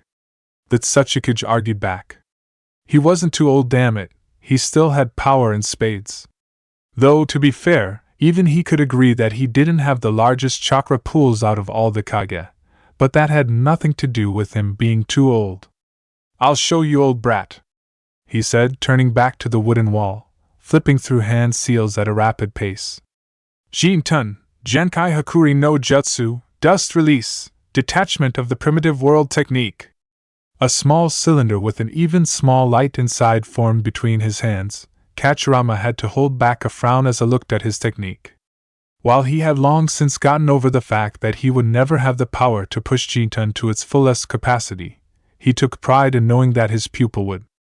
The technique fired in a beam of light that smashed into the wooden wall of Hachirama. It struggled to get through the strengthened wall as Hachirama's own chakra combined with Sage Mode strengthened it to a level where it would take Mu firing off the same technique from point blank with all his strength to even dent the wall. Hachirama was quickly forced to cancel the technique as the chakra cost became too great for him to handle and still be able to fight to an acceptable level. His breathing was now visible, and he was slowly feeling the strain of keeping himself in the air, but Hachirama felt that he had made his point to the upstart that Kumo call Reikage. But instead of showing any sort of surprise at the Otsutsuki's show of strength, Lotambai gave a small smirk. "Getting tired, old man? You should let a real shinobi show you how it's done. Do me a favor, old-timer, and drop me on the ground. After that, I'd suggest both you and your bootlicker get out of the sky." The Otsutsuki said nothing to the Reikage, but both Lotambai and Mu heard the Kage mumble about young people and no respect. Mu made no visible action against the Reikage for his comment about him being the Otsutsuki's bootlicker, but Hachirama did see his chosen successor's finger twitch at the barb, quite an achievement considering that Mu is almost always composed and rarely ever lets things affect him personally. The Otsutsuki lowered both himself, his successor and his fellow Kage, though Hachirama still wondered how in Kami's name that Lotambai got the spot as Reikage. His disrespect to almost everyone should have made most people constantly irritated. As the party of three looked over, they saw the Gold and Silver brothers had engaged Hachirama in fierce taijutsu battle, which all three of the formerly floating party could see was going badly for the brothers. Hachirama was already formidable up close, but with the enhancement from Sage Mode, he was now almost unbeatable. But Lotambai wasn't going to say anything. The brothers were providing him with a distraction, which was exactly what he needed to prepare his signature jutsu. Lotambai then stepped forward before bunching one of his hands into a fist, before planting that fist into the ground, making the earth crack with his strength, showing those who saw the action that his muscles weren't for show. Raitun. Kaminari no Kami no Koru, lightning release, call of the thunder god. All around the battlefield, everyone heard the rumble and crack of lightning as it arched its way across the sky. The sound of lightning and thunder quickly began to get louder, and louder as time passed, until, about 10 seconds after the rumbling began, it suddenly stopped, and the battlefield went quiet. Hachirama first thought that the Nidaime Reikage had screwed up his own jutsu and that the man may have just been all talk, at least until he began to feel the hair on the back of his neck rise. It was then that he knew something was wrong.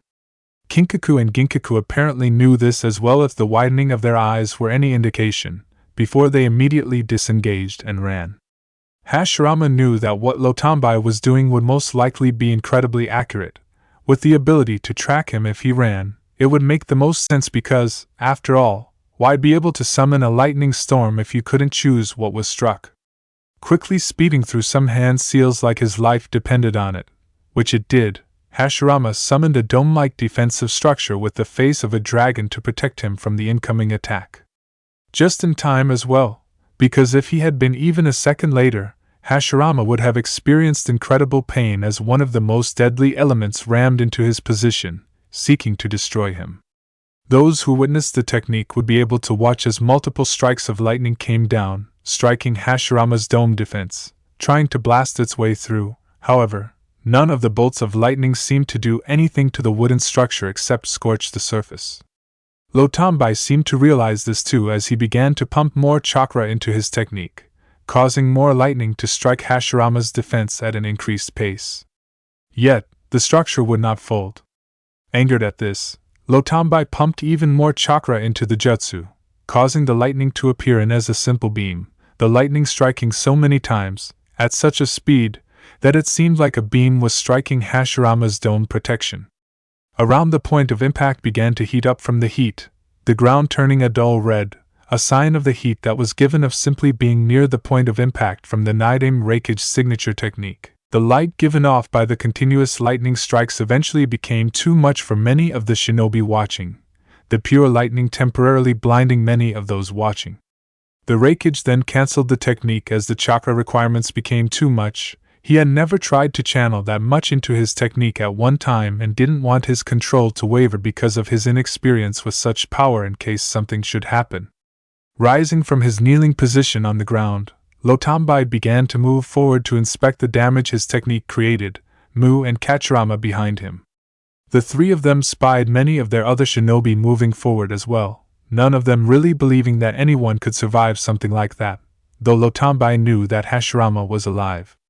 His technique had involved calling down lightning at a certain spot by redirecting lightning chakra through the ground and building it up over a certain position, in this case, Hashirama's position. The lightning chakra in the ground acted as a lightning rod, calling all of the lightning available in the sky to the position on the ground that the lightning chakra was underneath. His Saisho no Hibana, first spark, technique was what charged the clouds with lightning, with the strength of his Kaminari no Kami no Koru, call of the thunder god, being proportional to the amount of lightning that is released with Saisho no Hibana, first spark. The reason why he knew that Hashirama wasn't dead was because he didn't feel the natural lightning from the clouds hit the lightning chakra that he had placed under Hashirama's position. As if knowing that he was being talked about, the dome defense parted in order to reveal Hashirama Senju, sweat glistening on his face. Despite being protected from the lightning itself, his Hobi no Jutsu, wood expulsion technique, didn't prevent him from feeling the heat that the lightning technique gave off. Looking around, Hashirama saw that he was surrounded on all sides. Shinobi from Kumo, Iwa, and Suna faced him along with the three kage from said villages. He couldn't see his wood human technique anywhere, or feel it, so it must have been taken down, buried under tons of earth, as he would have noticed a jutsu powerful enough to destroy it. "Give up, Hashirama Dano!" A voice to his right sounded. Turning to the source, Hashirama found it to be Fujinma, standing on the ground instead of floating like he was before, several Shikutan balls hovering around him. "You are surrounded on all sides, give up, and I promise a quick death for you, along with your body being shipped back to your village. You have nothing to gain for fighting any longer than you already have, your men are dead and you will join them should you fight. But I'll die if I give as well, so I don't really see how giving up should appeal to me," Hashirama pointed out. While it may seem like he was cornered, Hashirama still has one jutsu left to play, one that has never seen a true battle like this. Your body, alone with your comrades, will be transported back to Konoha. Should you fight, I cannot guarantee that. Hashirama Dano, I will ask again, will you surrender? Fujima questioned, though himself, along with the majority of the ninja around him, knew that Hashirama would not, but the Kazekage wanted to try. He respected Hashirama too much for him not to at least try. Those watching Hashirama saw him close his eyes as if in thought. Was he going to take the Kazekage's offer and surrender? Would he give up on this battlefield? There was a tight silence that permeated the battlefield. No one made a sound, not even the animals, if there were any around. Hashirama's head snapped up, his eyes blazing with determination, as he looked into the eyes of the many shinobi surrounding him. Opening his mouth, Hashirama did not surrender at that point. No, instead, he made his final stand. Senpo Mokutan Shinsa Senju Seijart would release, true several thousand hands. The ground rumbled, the earth shook, and on the border of fire and grass, 3,000 shinobi bore witness to a technique that cemented Hashirama's name as one of the greatest shinobi of all time.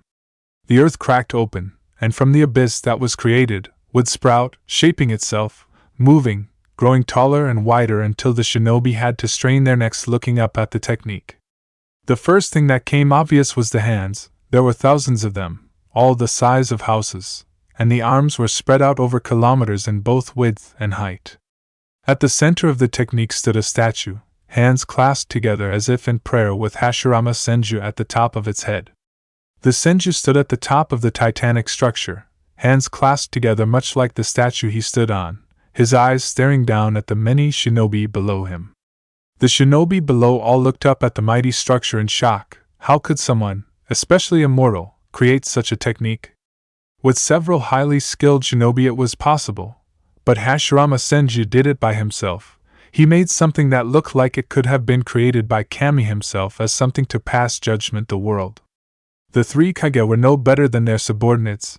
They had no knowledge that Hashirama could perform such a technique. If they had, they would have thought through what they were doing. They were not prepared for this.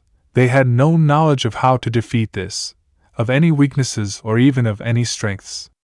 The Ōtsutsuki was the first to snap out of his shock, his experience helping him to bring his focus back to the task at hand, which was figuring out what to do, though the answer came to him straight away.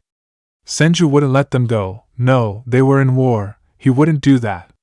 That only left taking a page out of the former Hokage's book, fighting to the bitter end. IWA, the Ōtsutsuki called. For the hidden rock! For a Wagakure! Attack!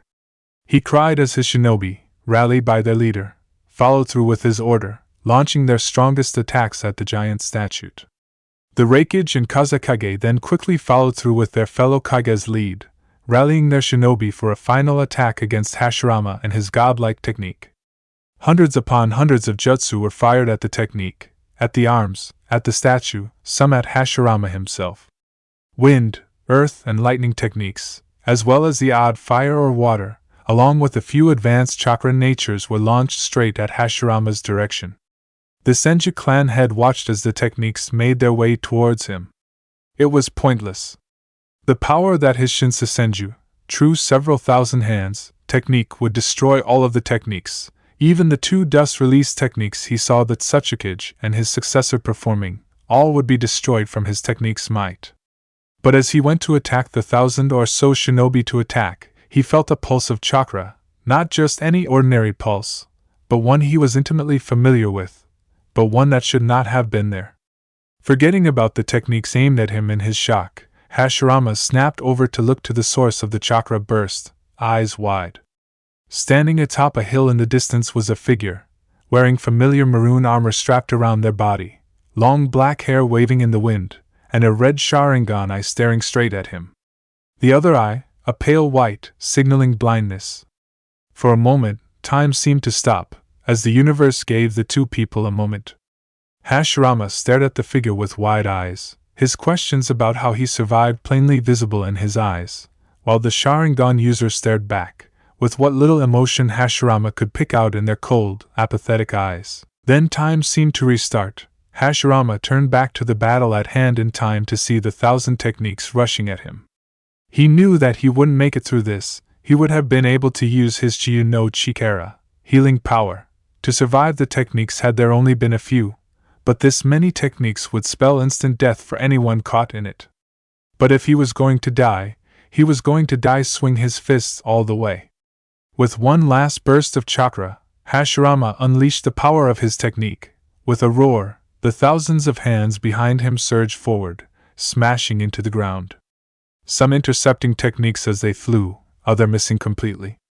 As Hashirama noticed some of the techniques get through the numerous hands of his Shinsa Senju, true several thousand hands, he closed his eyes. This was always the way he dreamed of falling, fighting for his loved ones, fighting for their safety, fighting for his village. It wasn't his preferred way of dying, but something told Hashirama that he wouldn't like waiting for his death to come to him.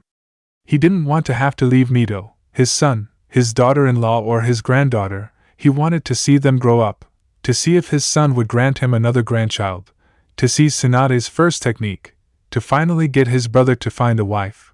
But he knew that this was his time, he could feel it. He wanted to be able to watch over his family more, but he took solace in the fact that they would be looked after by those he could trust. Hashirama never felt the jutsu impact his body, sending him to the place where all good souls go to rest. No one noticed the figure on the hill that distracted Hashirama just enough for the Kumo, IWA and Suna alliance to succeed in killing Hashirama Senju. No one noticed as he turned around and began walking back down the hill. His purpose for being on that hill at that moment was fulfilled. No one watched as Madara Uchiha retreated back into the shadows of the world. The room was dark when Naruto entered, the only light coming from the moon that shone through the glass windows. It was just enough to make out the shadow of a form in the room, but the shape wasn't something that Naruto recognized, but he could guess that it was somehow a person, that light sound of breathing giving away their presence. "Leave me alone!" a voice called out, coming from the form outlined by the moonlight. "Can no one see that I want my privacy?" The words were slightly slurred, but Naruto could still make out the exhaustion in the words. It sounded like the person speaking really did just want to be left alone. Unfortunately for them, Naruto couldn't do that. With a snap of Naruto's fingers and his eyes glowing a fiery orange for a second, 4 balls of fire sprung up around the room, chasing away the darkness back to the shadows or the room and bathing the area in light. The room was a mess, papers strewn across the room, littering the floor. Holes were in the walls, roughly the size of a fist, indicating that they had been punched. A couple of the windows were smashed from what Naruto could see, now that there was light in the room. The chairs that were usually on the other side of the Hokage's desk were on either sides of the room, upturned. They looked like they had been thrown. There was a broken lantern on the floor, glass broken from when it was thrown from what Naruto could see. At the other end of the room, Naruto could see Tobirama Senju, the Nidaime Hokage, sitting at the desk, which was surprisingly intact, with a nearly empty bottle of sake in one hand and picture of Hashirama in the other, the one he took the day he was inaugurated as Hokage. Tobirama was staring at the picture so intently that Naruto was sure that the portrait was going to spontaneously combust. Tobirama, however, looked to be in worse condition than the room did. His eyes were bloodshot, with fresh tear tracks trailing down his cheeks. His unique forehead protector was missing. Whether it was thrown or taken off is unknown. The man looked exhausted, shattered, guilty and sad all at the same time, though Naruto couldn't blame him. The word of Hashirama's death in battle at the hands of Kumo, Iwa and Suna had only reached Konoha a day ago. The entire village was mourning over the loss of their first Hokage, shinobi and civilian alike. Naruto could see it, in the way people walked, the way they talked, their eyes gave everything away. Tobirama had taken it the worst out of everyone in the village, Mito not counting as she wasn't in the village, but Naruto was sure that she was grieving for the loss of her husband and taking almost as bad as Tobirama. Naruto said almost because Mito didn't have the guilt of believing that Hashirama's death was her fault, Tobirama did. As soon as the report came in and it was known that the entire battle was a setup from the beginning, along with Hashirama's death, something in Tobirama broke. He ordered everybody that was in the room at the time out before closing the door. He had then proceeded to trash the office, throwing everything around in his sadness and rage. Naruto had heard the commotion and gone to investigate. When he discovered the cause of Tobirama's outburst, he vowed to talk to Tobirama later, after he had a chance to let everything out of his system. It was now later, and Naruto was standing in front of an intoxicated Tobirama. He could plainly see that Tobirama wasn't over his brother's death, and Naruto wasn't going to scream at him to get over it or something like that. He had too much personal experience to believe that anyone could get over the death of someone as close as Hashirama was to Tobirama. But what Tobirama did need to learn was that Hashirama's death was not his fault. Haru was too busy grieving. He had lost a father where Tobirama lost a brother. Miki hadn't ever been in this kind of situation before, and neither had she fought before. She would have no idea what Tobirama was feeling. Mito was in Uzushio, and with the death of Hashirama, she was in no sort of state to move. And so the task of telling Tobirama fell to him. "His death isn't your fault, Tobirama," Naruto said after a period of silence. He had originally wanted the Senju to start the conversation by saying something, but when no words came, it was obvious that he would have to start. "Yes, it is," Tobirama said, not taking his eyes off the portrait. "I sent my brother into a trap. He told me that it was suspicious, that it was too good to be true, but like a fool I thought I knew better without listening to his words. This is my reward for not listening." Naruto could hear that Tobirama was trying to keep the emotion out of his voice, trying to keep up a strong front even though he thought that he got Hashirama killed. But Naruto could still hear the part of Tobirama that just wanted to cry, and Naruto could not blame him. He was now the last of his brothers. "You had no idea that your spies were feed false information," Naruto told him, trying to ease the man's pain. "And while it would have been better to be wary of it than taking it as fact like you did, my point remains. You didn't kill Hashirama.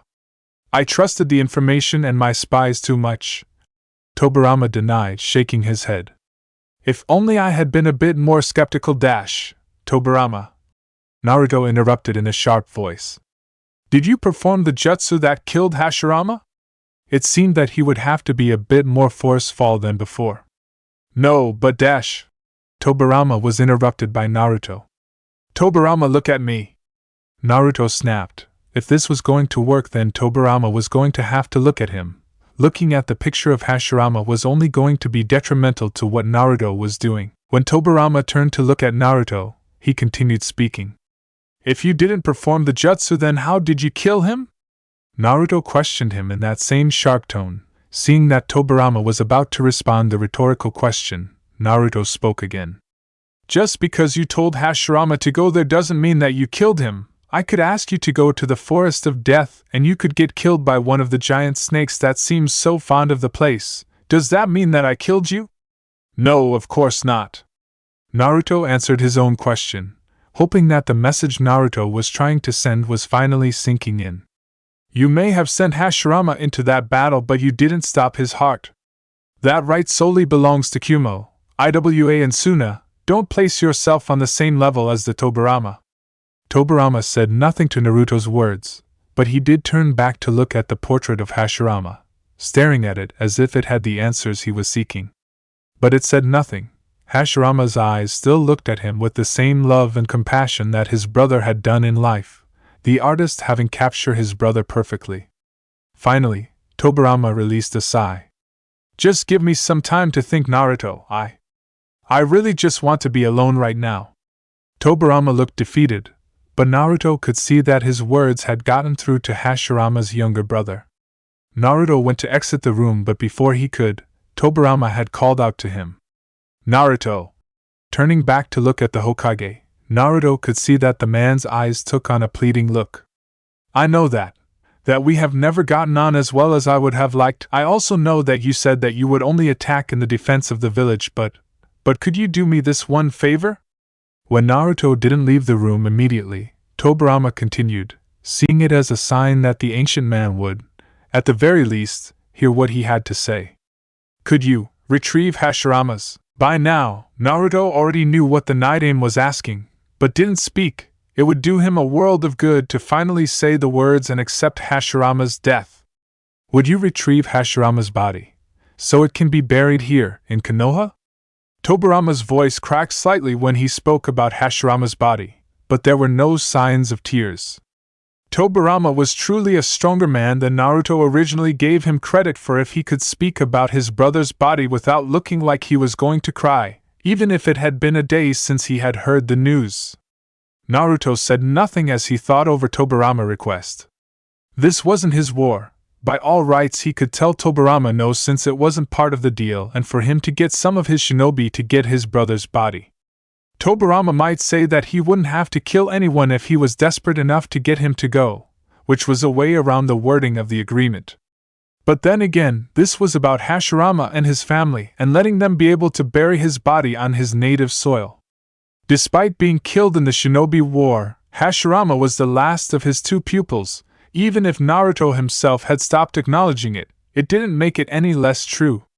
The now dead man had let Naruto into his home, trusting Naruto completely even if he hadn't seen him in years or that they had fought when they last met.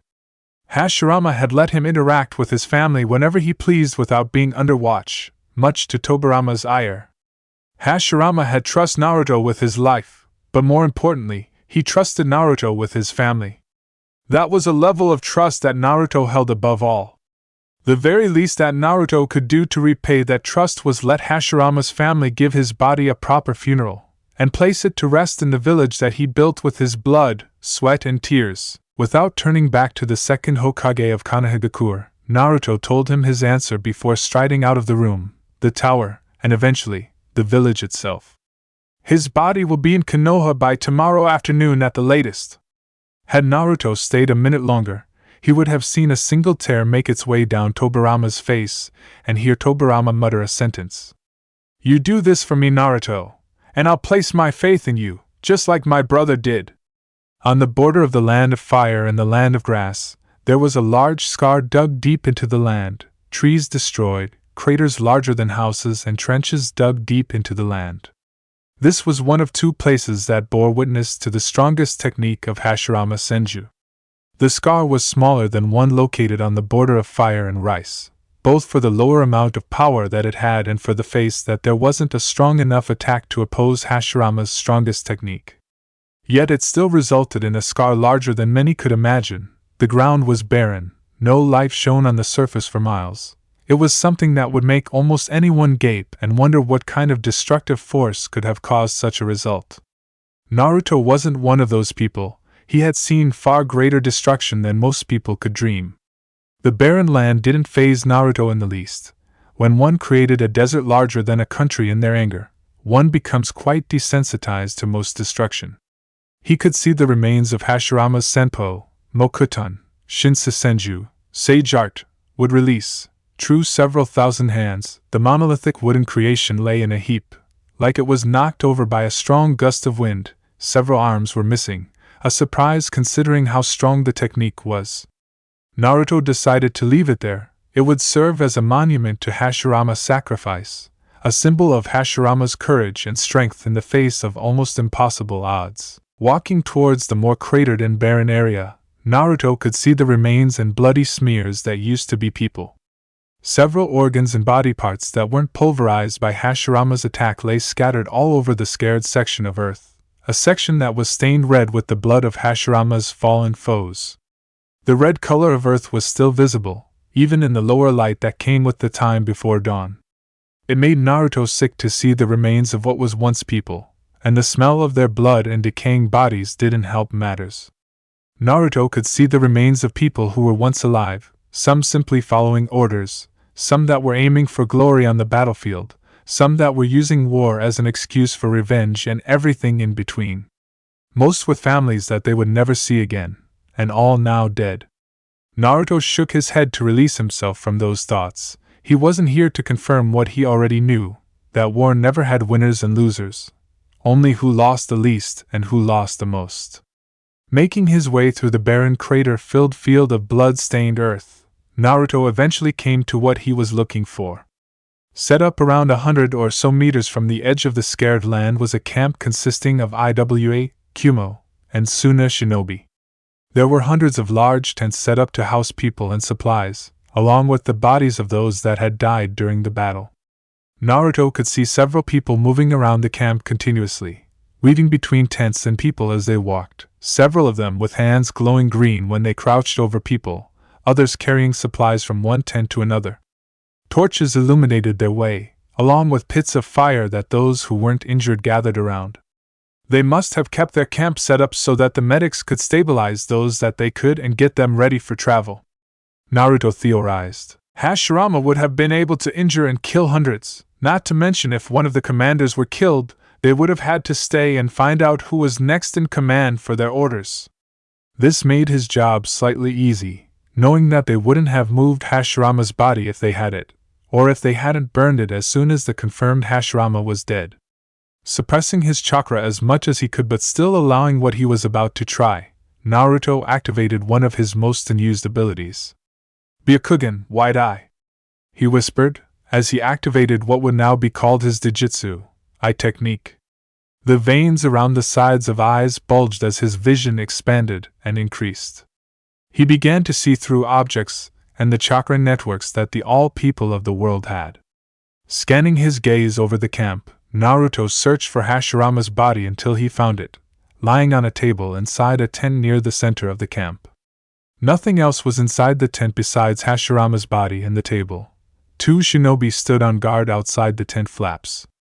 Hashirama's body wasn't in very good condition. Obviously no one had tried to heal the legendary shinobi's body or at least clean the wounds. Naruto clenched his hands when he saw the state of Hashirama's body and level of respect it was shown. He could understand not healing the body. They would heal their own people first before worrying about the state of a dead man.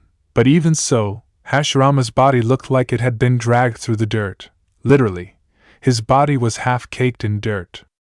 Naruto had to refrain from exposing his position. He managed to do it, barely. But even as he continued to gaze at the state of Hashirama's body, he still felt anger. Did these people have no respect for the dead? Was it really so hard for someone to pick up Hashirama's body? Naruto shook his head. Now wasn't the time to think about the mental deficiencies of the shinobi that were before him. All he had to do was get Hashirama's body and leave. Gazing around the camp, Naruto could spot several sentries posted along the perimeter, standing atop an earthen wall that encircled the camp, most likely in case Konoha launched an attack to, at the very least, get Hashirama's body.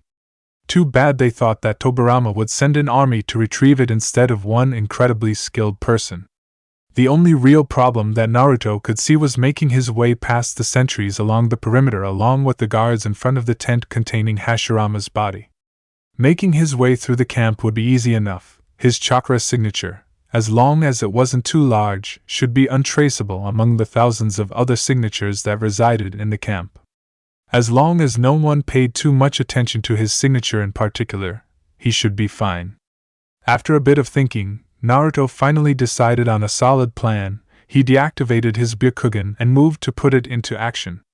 Moving forward until he was just out of sight of two of the sentries on duty, crouching down to lower the chance they might have of spotting him. Even if it was already tiny, Naruto focused on what he wanted to do as his chakra fluxed in response to his will, and his eyes glowed. One glowed green, the other black. If a ninja was witnessing what Naruto was doing, they would have coined it Anten, sound release. The combination of wind and yin gave Naruto the ability to manipulate sound waves, giving him the ability to make people hear things that aren't there, make them deaf, or even disrupt their center of gravity. It was by far one of the best elemental combinations for incapacitating an enemy, mainly because it was almost impossible to kill someone using Anten, though it was possible if one knew how. However, one of the largest downsides was that it was also one of the hardest to master. It took Naruto a good 17 years before he declared that he had mastered it. It wasn't that it was incredibly hard to learn, it was that it required immense skill to use to its full potential. Mimicking the many different sound waves that made up the sounds one hears is hard. It's something that takes years of dedication to even begin to grasp. But, as Naruto watched as the sentries leapt off the wall and into the surrounding forest in order to investigate someone screaming for help, someone that only they could hear, he decided that the training had definitely paid off. Straightening up, Naruto quickly made his way to wall before he moved on to the next stage of his plan. Naruto's eyes once again began to glow different colors. One glowed yellow, almost white, color while the other eye retained its pure white color. Had anyone been watching Naruto at that moment, they would have watched as his body shimmered and disappeared from view, completely invisible from the naked eye. Had a shinobi named Naruto's current ability, they would have called it Koton, light release, the opposite to Meitun, dark release. Like Anten, Koton wasn't used in an offensive manner, though it could be used to kill if one knew how. Beams of pure light were incredibly hot. Koton was simply the ability to manipulate the light around oneself, using to become invisible, blind others and to make one see things that aren't there. Though that ability takes an incredibly amount of concentration and skill to pull off even the smallest illusions, and even then, there are always several things wrong with the illusions when they are performed that will never go away, unlike genjutsu which can be overcome with practice. But Naruto didn't need to perform an illusion. All he needed to do was make himself invisible, infinitely easier than casting illusions with Koton. With a leap, Naruto cleared the wall and landed on the other side, still invisible. Taking a moment to make sure no one had noticed anything, Naruto then began to quickly make his way towards the center of the camp where Hashirama's body was located. As he walked, Naruto saw up close and personal just how much damage Hashirama inflicted on the Iwa, Kumo, and Suna shinobi. He saw people moaning outside tents, various cuts and bruises littering their bodies. But as he looked idly inside the tents as he passed, he saw that they weren't medical tents, they were tents that were meant to act as sleeping arrangements for shinobi. Naruto eventually began to pass a tent on his way to his objective that looked like it was a medical tent, once again taking a peek inside as he walked past. The tent was packed, there were beds everywhere inside the tent. So many that Naruto was sure that there were too many to be safe. Each bed held a ninja with an injury far more serious than those outside. Broken bones seemed to be the least serious injury that Naruto could spot. A person's lower body being completely crushed seemed to be the worst. Medics were rushing in between them, hands alight in a constant green as they moved to heal all that they could. But even as they did, Naruto could still spot several people fading away, their injuries becoming too much. Naruto forced himself to look away. While he would have liked to be able to help those that needed it, he was here for a reason, and he couldn't afford to become distracted by the plight of others. Moving towards his destination at a slightly faster pace, Naruto didn't try to peek inside any of the other tents.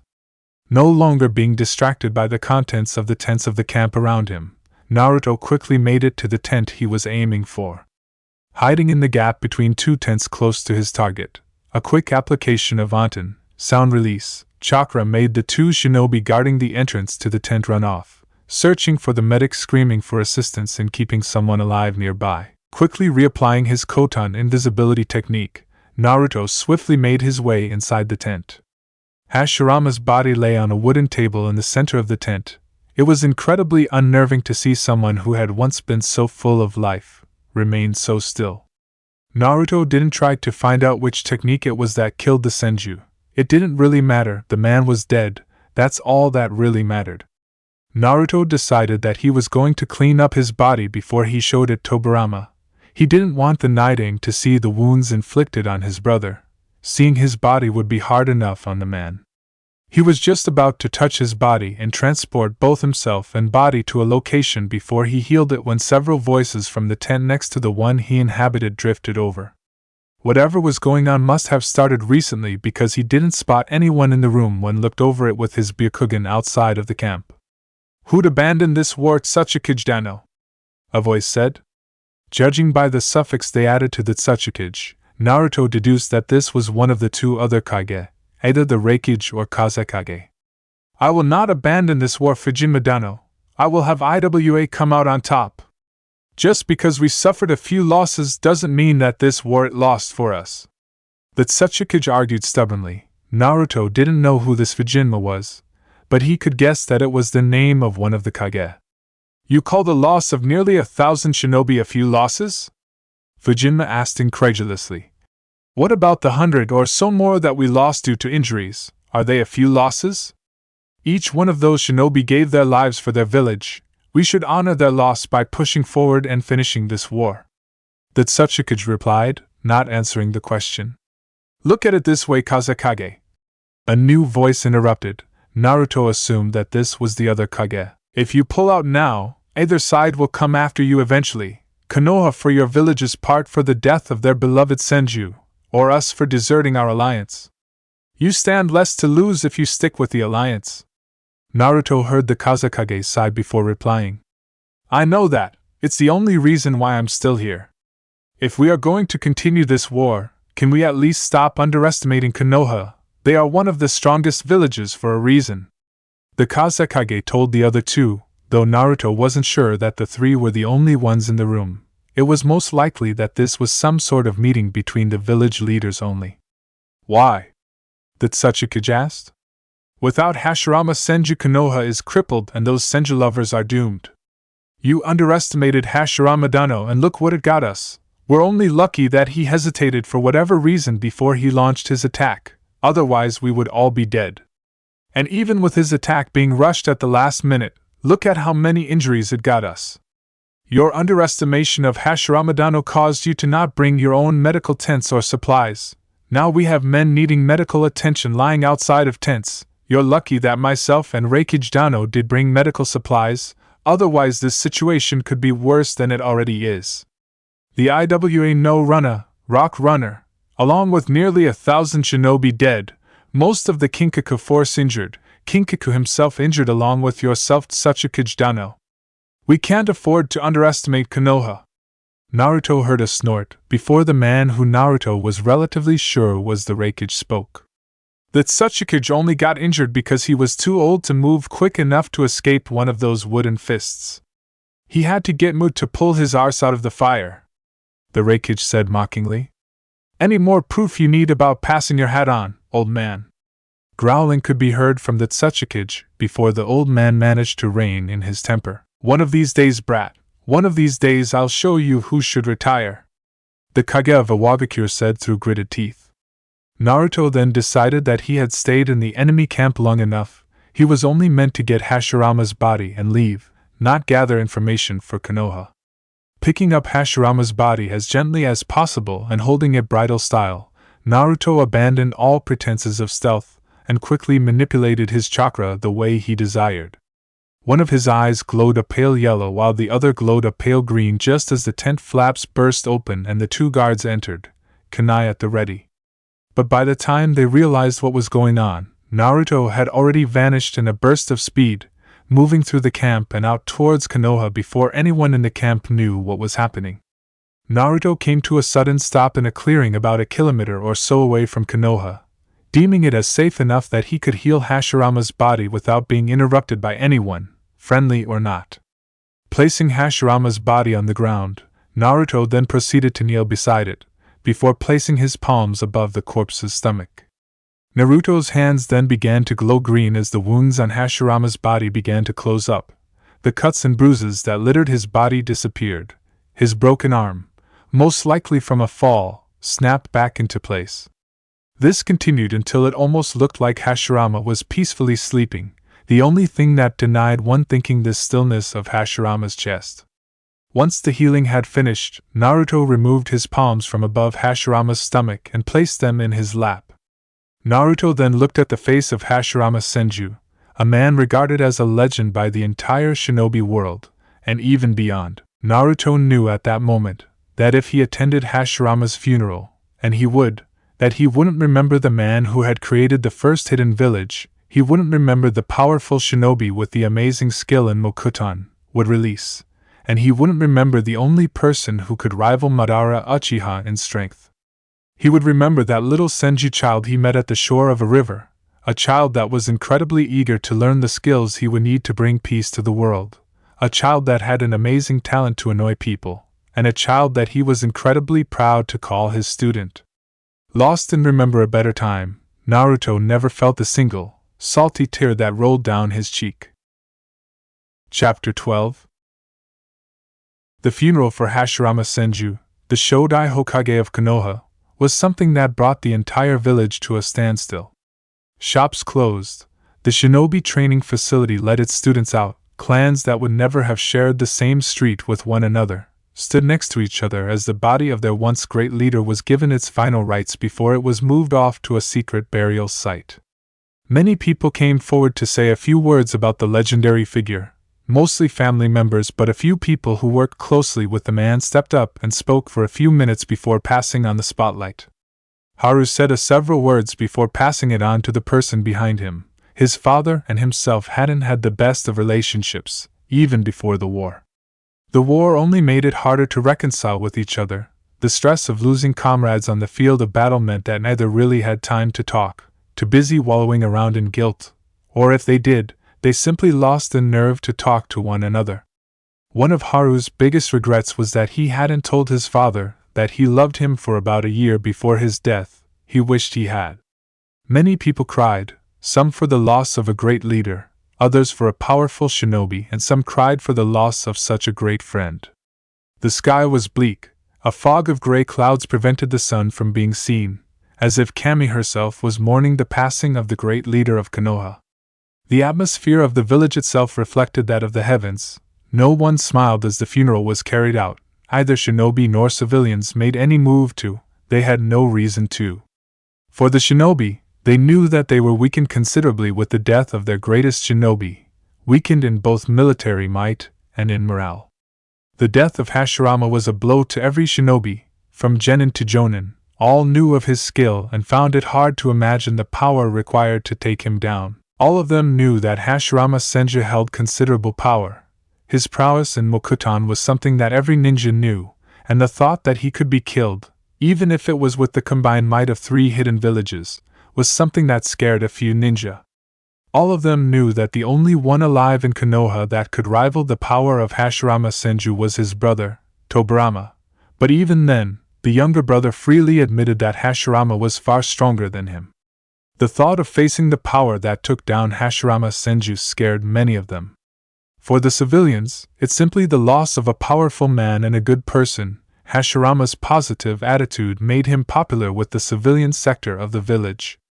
He was always ready to help those who needed it, and that made him a good man in their book. His sacrifice to protect their lives only made that positive opinion enforce itself. As the funeral wound to a close, Tobirama stepped forward, his words being last. Himself being closest to Hashirama with the exception of Mito, refused to speak at her husband's funeral. She sat in the front row, her gaze focused on the ground. Those next to her could make out the tears that would occasionally roll down her face. Anyone who looked at her could tell that she was trying her hardest not to break down in tears. Tobirama walked up to the front of his brother's body that was lying down on a stone bed for those attending the funeral. He would have preferred to have a private funeral with family and close friends only, but he knew in his heart that Hashirama would have liked a public funeral more. His brother almost looked like he was sleeping. That wish was destroyed when one noticed the stillness of his chest. Tobirama shed no tears as he turned around to face the large gathering of people attending the funeral. He had to remain strong, standing as a beacon of light for those in Konoha to follow in this dark time. Shinobi and civilians standing side by side to honor his brother. It was something that made him happy in a way. Hashirama had always wanted to see the village as united as it was now. But another part of him was angry that it took the death of his brother for these people to come together like they were now. As he began to talk, Tobirama began to search the crowd for a certain person. He had said that he would be in attendance, and Tobirama wanted to see if he was speaking truthfully. Eventually, he spotted his target, near the very back of the large crowd gathering to attend the funeral. He could just make out the top of the plain brown cloak before. Almost as if he knew that Tobirama was looking at him, he turned to leave. Tobirama quickly went through the speech that he had prepared. Public speaking wasn't one of his greatest talents, and wanted his own part of the funeral to be over as quickly as possible. With the public part of the funeral over, the populace of Konoha, both ninja and civilian, began to go back to their daily lives, running their shops, practicing their trade, learning at their school, either ninja or civilian, yet the depressing atmosphere still lingered. Tobirama then quickly began to transport the body of his brother, alone, to its burial place, a large tomb buried underneath the Hokage monument, inscribed with seals to increase the durability of the entire structure and make sure that it lasts through time. Tobirama quickly made his way there with his brother's body, entering the structure through the hidden entrance which required the blood of the current Hokage to be placed on a section of rock at the base of the mountain. Walking down a flight of stairs, lined by torches to illuminate the way, Tobirama eventually came to a large room made of gray stone, lined with torches much like the staircase, containing a single stone altar in the center of the room. This place would serve as the resting place for his brother's body, a place to protect his body from all who wished to desecrate his memory. Tobirama knew that Hashirama would like to be buried out in the open where he could be visited by the common folk in the village, but he also knew that Hashirama would eventually relent that the chance of an enemy nin breaking into the village and making off with his body was too high. Laying his brother's body on the altar, Tobirama then took a step back and simply stared for a moment. He wondered what Hashirama would say if he could see him. To not mope around like someone who got their cat killed? To keep moving forward using the will of fire as his guide? None of that really mattered because his brother couldn't talk to him, because he was dead. Tobirama lowered his head. He refused to allow himself to cry, but that didn't mean that he had to maintain the almost stoic demeanor he had on at the funeral when he was in private.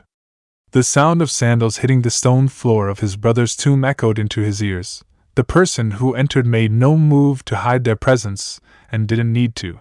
Tobirama knew that only one other person besides himself knew about this place. He didn't turn around to greet the person as they entered the crypt, landing at the bottom of the flight of stairs. But he did raise his head so that he wasn't looking at the ground. He heard the sound get closer and closer to his position, but he still made no movement to turn around. Eventually, he felt the person stand right beside him, and as they came to a stop to his right, he turned his head to greet them. "Hello, Mito," the Nidaime said before turning back to look at the body of his brother. Mito made no motion to suggest that she heard his words, too busy staring at the unmoving body of her husband, but he knew that his words registered in her ears. From his single glance, he could tell that Mito was more of a mess than he was. Bloodshot eyes and tear marks down her cheeks told him that she had been crying. The bags under her eyes told him that she has had trouble sleeping, either plagued by nightmares or insomnia. Her usually immaculate kimono was wrinkled in several places. Even days after receiving the news, she still looked like a mess, and if he had to guess, she would be for days to come. "Hello, Tobarama," she replied as she continued staring. "Did he suffer?" she asked after a moment of silence. There was no need to clarify who she was asking about. "No," Tobarama said. "From what I know, it was an instant death." Naruto had told him the same thing when he inquired about his brother with the same question once Naruto had returned with his brother's body. He wasn't sure if Naruto was telling the truth or not, but he knew that Mito didn't need truth at this moment. What she needed was comfort, and if lying did that, then so be it. "Do we know which country did it?" she questioned again. This time, Tobarama hesitated slightly in his answer, when he had asked this same question, to which Naruto had answered him that he didn't know. He had then become angry with the answer, saying that with all the power he had at his disposal that he should know. Naruto had then told him that this was the exact reason why even if he did know that he wouldn't tell him, because it would cause him to do something rash, and it could get him killed or cause severe repercussions for his village and Hashirama's legacy. Tobarama didn't know if Mito would have the same reaction as him should he say that he didn't know, but he did know that she would most likely do something that could get her killed, which was something that he couldn't and wouldn't let happen. Haru had already lost his father, he wouldn't let him lose his mother so quickly. "I don't know," Tobarama eventually answered. "And I don't want to," he added, trying to help deter Mito from prying deeper. His plan succeeded when Mito didn't pry, choosing to accept that she wouldn't know. Hopefully it would stay that way. Minutes began to tick by as the two continued to stare at Hashirama's body. Tobarama didn't know exactly how long passed before he snapped out of the daze he was in. Looking at Mito, he decided to give her some time alone. "I will leave you now, Mito, take care." Tobarama departed with those words and began heading towards the stairs. He was about to begin ascending when Mito's voice called out to him. "Tobarama," she called. "Power the seals on your way out, would you?" she requested without moving her head from its position. Tobarama gave a small nod, even though she couldn't see it, and turned to a part of the wall near the bottom of the stairs. Placing a hand on a certain part, Tobarama began to push chakra through and out his hand, and began to power the seals that lined the room. Almost immediately, seals that were inscribed into the walls of the tomb began to light up a bright white, showing those watching just how numerous they were as they stretched from the place where Tobarama had placed his hand to the walls, ceiling, floor, and even the stone altar that Hashirama's body rested on. Eventually, the glow of seals changed from white to blue, signaling that they were fully charged, and Tobarama took his hand off of the wall. No words were exchanged as Tobarama then began to make his way back up the stairs and out into the village. Naruto hadn't exited his home in the center of the Forest of Death after he returned from Hashirama's funeral. That was 3 weeks ago. He needed this time to think about his position in this war, how he would act. Hashirama's death had rattled him more than he would like to admit. It made him face several feelings that he thought weren't there, or weren't as powerful as he thought they were. Chief among these was his feelings about Hashirama and the man's family. The death of Hashirama made him realize that he cared for Hashirama much more than he originally thought, not as family or anything like that. His sealing of the Biju ruined any chance of that happening, but as a close friend, one of the first that he'd had in centuries. The 3 days he'd spent in solitude had been spent sorting out repressed emotions, and how he would affect this war. Either way he would be defending Konoha, that was certain, either through his deal to free Kurama or because decided that he had something worth fighting for here. What was up for debate was just how much he helped. He could wait until the armies of Iwa, Kumo, and Suna were touching the walls of the village before he acted, or he could attack while they were in the Land of Fire, which if he did so would still be technically defending Konoha seeing as they were in Konoha territory. He knew about that loophole in the wording of the agreement. It was something that he had found only afterwards when he had thought over the wording of the agreement hours later in case he had accidentally let a hole that Konoha could use to make another grab for Kurama. He was so for about the wording for Kurama's safety that he had forgotten about the part of the agreement that had involved him. Whether Tobarama knew this remained to be seen, but he had a feeling that the Hokage did, and would use that to his advantage. Would Naruto accept the hole in the agreement and go through with it peacefully, or went through it kicking and screaming remained to be seen. He wouldn't back out of the deal though, he gave his word, he would see it through to the end. There were then the Uzumaki, and therefore Uzushio, to consider. They were allies of the village hidden in the leaves. Should Konoha fall, Naruto knew that they would be next, and he knew that his descendants would never ally themselves with the IK's alliance, even if it meant their death. Another point was that he was Tsunade's godfather, a responsibility that Hashirama had surprised everyone with but had eventually become the official godparent for the young Senju clan heir. He knew that he had come to care for the little blonde child in the years since he had first laid eyes on her. She reminded him of a time when he had children of his own, a happier time. Frankly, she was a joy to be around for him. He had forgotten how a child's smile seemed to make all of his troubles disappear, especially when he was the one who gave that smile to her. It reminded him of Kazama and Mashina, though they had far different personalities to her. Kazama was hyper almost all of the time while Mashina preferred to think things through more, though he still had his hyper moments even if he tried to repress them as he got older, thinking that he was too mature to have them. That then lead on to Hashirama's family. Could he really sit by and do nothing as Haru was sent out onto the battlefield? While he wasn't as close to Hashirama's son as he was to the other members of Hashirama's close family, it didn't mean that he wouldn't feel sad should the man die. All of this conflicted with Naruto's original view on this war, about how he shouldn't interfere unless the Uzumaki were truly threatened and should he feel like it, the Senju, Hyuga and Uchiha. The conflict ion in his head made him want to tear his hair out. Why couldn't he have just kept out of this?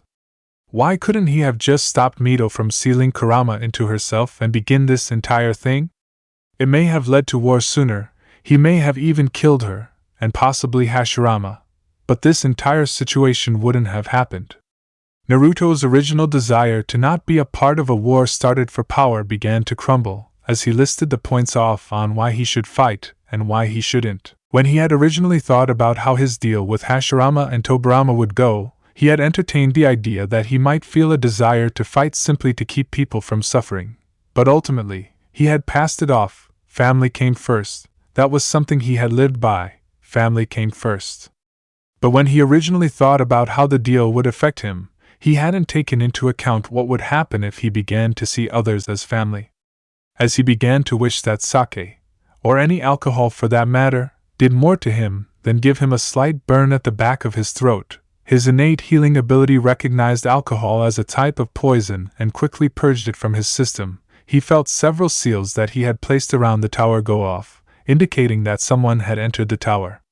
Naruto then checked the back of his left hand from the lotus position that he was occupying on the floor. On the back of his hand was a seal that was connected to around 50 other seals that were placed around the tower. Each one acted as a sensor, picking up anything above a certain size that went past it, and related to the master seal on the back of Naruto's hand. As the object or person got closer to master seal, the seal would begin to flash faster, alerting Naruto to the intruder. While he could have his senses extended constantly, the constant large amounts of information would begin to fry Naruto's brain. He could hold a large area of around 3 kilometers for about 2 hours, for if he pushed it, which was quite an accomplishment considering that when he began he could only do a single kilometer for about half an hour. Anyone else who tried to copy Naruto's sensing ability would die. Even if they had the time that he had, they would still die. The human brain was simply not capable to process so much information without training. But even if they did train, they had no way to heal their mind after each session.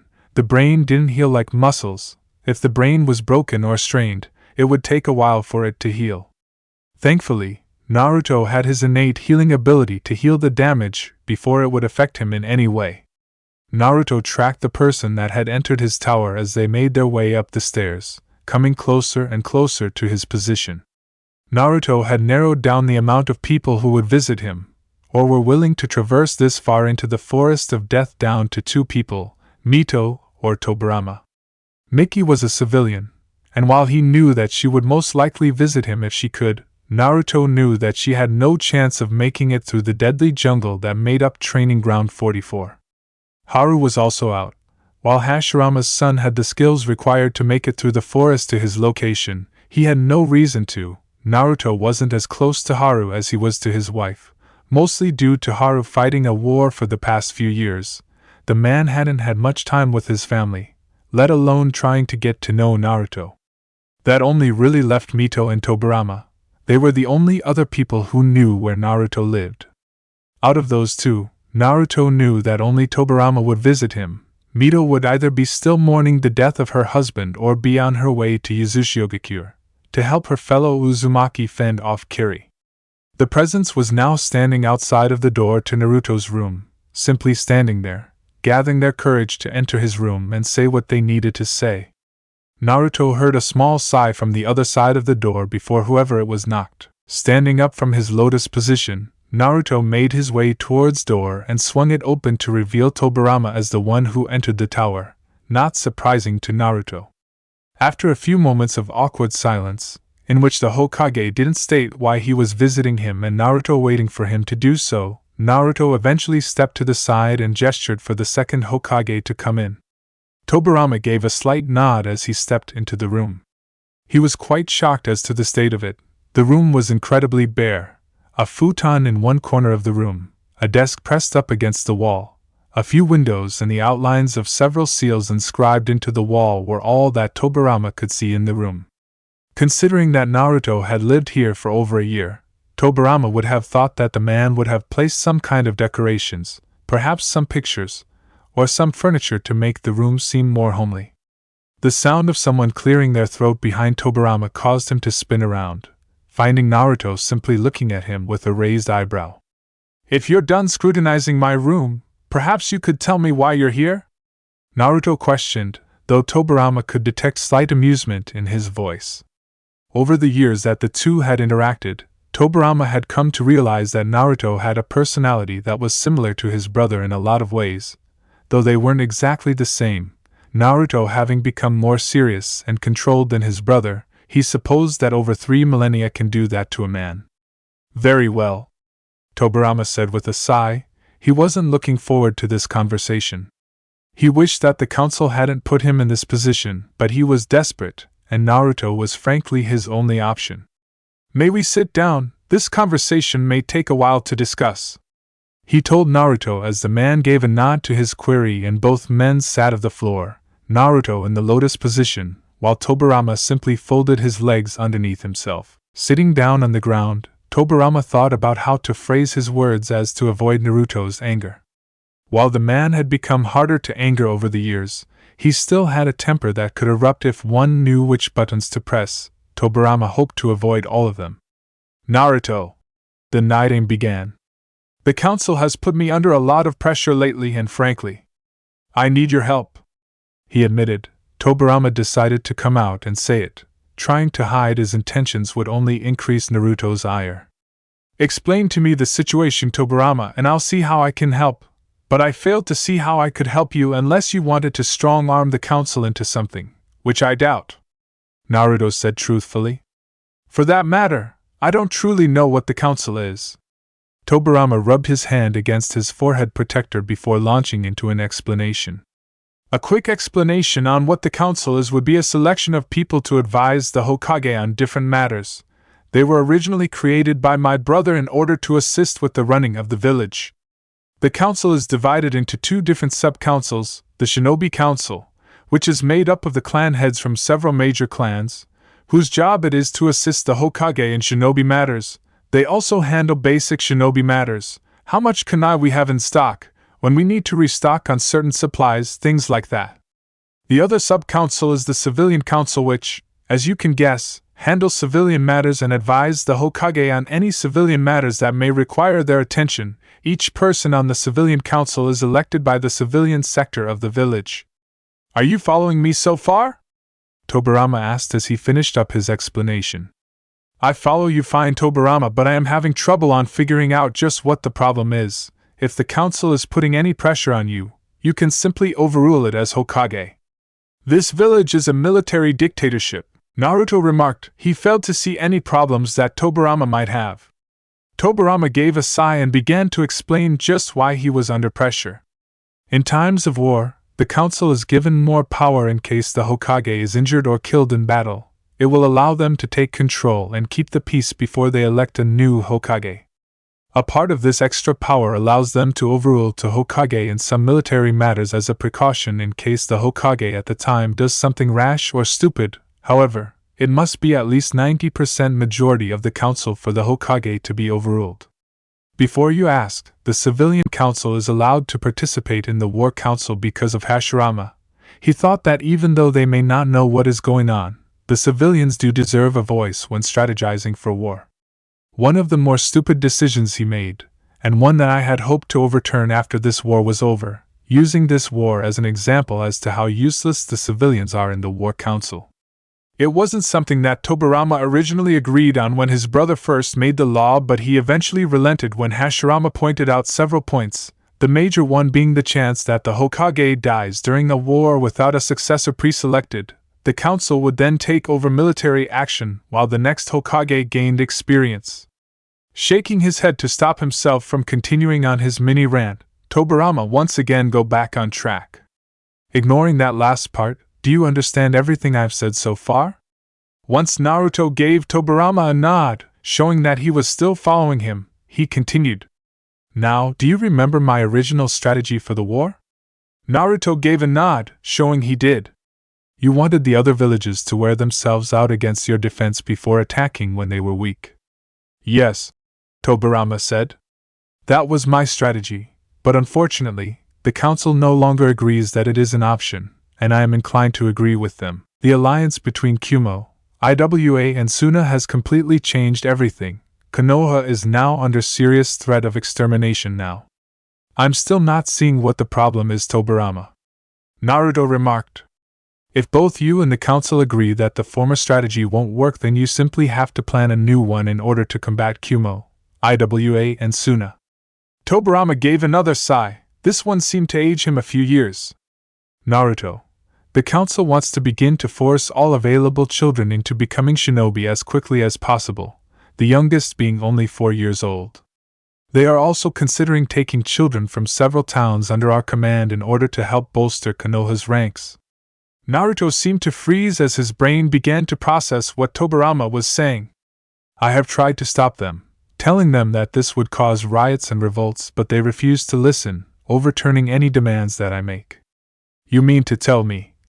Naruto started with narrowed eyes. That this council wants to take children, any able-bodied child, and regardless of if they want to or not, make them to become shinobi, all to fight a possibly inevitable outcome. While he spoke in a quiet voice, Tobirama could make out the rage Naruto kept hidden in the tone. Being on the receiving end of it a few times made Tobirama cautious of angering the white-haired man. They are scared, Naruto. Tobirama tried to placate the powerful man and stop him from murdering his council. The Shinobi Council knows how bleak the situation looks, and that isn't helped by the civilian council who have no idea what's going on. My brother was a major military power by himself. All of Shinobi are afraid. They believe that if anything can take down Hashirama, that they are doomed. All the council are doing is struggling in the hands of death. Like any living being does, they don't want to die, so they are doing anything to prevent that from happening. A desperate ploy that they have all thrown their hope onto on the belief that it will save them. I may know that it won't work, but they don't. Naruto stared at Tobirama. You aren't helping them, Tobirama. All you're saying to me is that they are willing to sacrifice their children, and the children of others, in order to live another day. Tobirama gave another sigh. I know, and if it was up to me, I would kill them too. Their plan is despicable, but I also know that they doing this out fear. That is what you must focus on, Naruto. They are doing this because they have lost hope and are afraid. Give them that hope back and they will see that what they are doing is wrong. This time, Naruto gave a sigh. You're asking me to fight, aren't you, Tobirama? There was no question in Naruto's words, only a kind of knowing tone that only comes with age. Tobirama said nothing to deny the accusation because it was true. He came here in the hope that he could get Naruto to fight, not the entire war, because he knew that it would only have negative repercussions for Konoha, but enough to instill the spark of hope into the civilians and shinobi that had been lost when Hashirama died. Not the entire war, Tobirama said, after a silence. Simply enough to bring hope back into the village and the shinobi populace. Looking into Tobirama's eyes, Naruto could see true vulnerability in the man's eyes. Please, Naruto, I don't wish for my brother's dream to end. I don't wish to see my family die. Please fight. Closing his eyes, Naruto let all of his thoughts about whether he should fight drift back.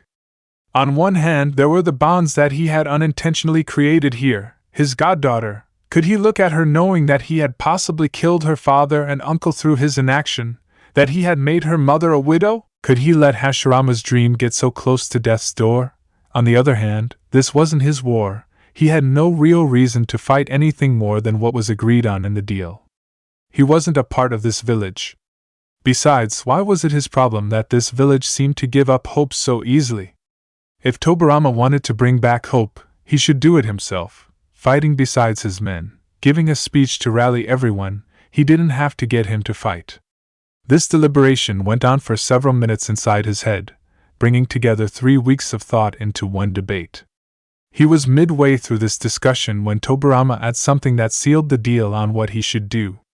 If you choose to fight, you will be facing high-level opponents, those being Jinchūriki and the 3 Kages and any of their supposed successors. After the war, I will pass on all the information I have on the Jinchūriki of the other villages. That ended the debate for Naruto. The chance to free his family was too much for him to pass on. Even the part of him that didn't want to fight would do so for the chance to free his nieces and nephews. It might be hypocritical of him, but family always came first in his eyes. Tobirama, you have a deal. Hokage-sama, have you come up with another idea that is better than our own? If not, then we will have to go through with our idea involving the children of Konoha. The words of Tsuchigo Uchiha reached Tobirama's ears as soon as he walked into the council chambers, having called a meeting only hours after his meeting with Naruto had drawn to a close. Tobirama had to suppress a scowl that wanted to surface after he heard the voice of the Uchiha clan head. After Madara, Tobirama had become suspicious of all but a few of the Uchiha clan, believing that, if given sufficient power, they would go rogue and turn out like his brother's rival. It was something that not many agreed with him on, but Tobirama merely waved their opinions off. They didn't matter. Giving a quick glance to the rest of the council, Tobirama could see that all of the members were there, from both sides. Not surprising, when the Hokage calls for a council meeting, one doesn't come late. One gets there 10 minutes early in order to wait patiently for their Hokage to grace their presence. It may seem a bit arrogant to place the position of Hokage so high, but this was military dictatorship, not a democracy. Yes, Tsuchigo, for your information, I do have a better idea than the one that the council has proposed, Tobirama said to the Uchiha clan head to the man's right. The council was arranged so that the ninja council and civilian council were separate from each other. The civilian council began from the Hokage's left, while the ninja council began from the Hokage's right. The table that all of them occupied was in the shape of a C, so that those giving their reports to the Hokage that also required the presence of the ninja council can do so without needing everyone to become cramped into the Hokage's office. Are you sure, Hokage-sama? I mean, no offense, but you said the same thing 2 weeks ago, saying that you would be able to create a jutsu that would help us win the war, but you then abandoned it in favor of this idea. Shikamato, the head of the Nara clan, told the Hokage. Like all those of his clan, Shikamato had a lazy expression on his face that would only disappear with the direst of situations. The man had his head resting on one hand as he gazed at the Hokage, which normally would get the person doing the offending motion a firm reprimand about not showing the proper etiquette in an important council meeting. But after getting to know the Nara and learn a bit more about them, one would realize that such a gesture from a Nara wasn't rude, but actually a sign of respect, the respect being shown in the fact that the Nara wasn't sleeping while you were talking. Yes, Shikamato, though this isn't so much as an idea as much as some assistance that will be crucial in winning this war, the Naidame told his council. A few of them began muttering, theorizing about what this help could possibly be. Before the muttering could get out of control, Tobirama raised a single hand to call for silence, which immediately quietened the council. The assistance that I have procured has come at a cost that doesn't affect us in any true way, so before I am asked about the price of such help, know that all we must do is give him strong opponents to fight against. though I doubt any one person in the elemental nations could be considered strong by Naruto's standards. Tobirama get his thoughts to himself. A yell from one of the civilian council members brought Tobirama's attention to him. What do you mean him? The civilian, some rich merchant that owned a business or two, exclaimed. You only have the assistance of one person against an army that took down Hashirama-sama. Immediately, the civilian realized what he said was not the right thing to say to the face of the Hokage and began to try and make himself smaller in his chair. His attempt at escape didn't help him escape the killer intent that Tobirama began to release at him. Instantly, the man began to feel lightheaded as a chill ran up and down his spine, visions started to flash before his eyes, himself dying via kunai to the skull, a shuriken piercing his throat, a water jutsu drowning him. Hundreds of those images passed across his vision in a second. When he regained himself, he found himself lying on the floor, huddled into the fetal position, whimpering like a child would for its mother after a nightmare. Painfully aware of the eyes on him, the merchant made his way back up to the chair that he had previously occupied. Once he settled into the chair, he immediately apologized to his Hokage. Though he couldn't meet his eyes, the previous images briefly passed across his vision, preventing him.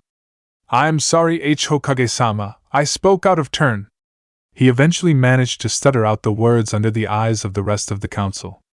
Ma, Reggie-san, Shikamato Nara said, focusing the council's attention on him. Many people began to rub their eyes when they finally did focus on Shikamato. The man, instead of the lazy, slouched position he was in before, was sitting up straight, a calculating glint in his eye for the first time that many could remember. A reminder to all those in the room that even though the Nara were a lazy bunch, they were also some of the smartest people in Konoha and possibly the elemental nations. Hokage-sama knows that in order to take down the shinobi that the opposing villages have put against us that we would need an extraordinarily powerful ninja or group of ninja. In this case, Hokage-sama has found a single person. But what I would like to know is how you could find this person so quickly yet not bring them in when the war first started, along with why they wouldn't charge us for money. Shikamato ended his list of questions with a raised eyebrow, non-verbally asking the exact same questions.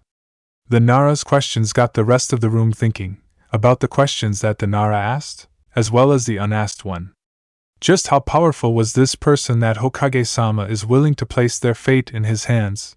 Tobirama didn't immediately answer. His face didn't show how much he wished that the Nara could have kept his questions to himself or asked him in private. He knew that he would now have to answer the questions that Shikamato proposed in order to win the support of at least a quarter of the council that was required for his idea to pass and become Konoha's main battle plan for the war. The answers to your questions, Shikamato-san, are quite simple, Tobirama began, inwardly praying that the Nara bought his lies.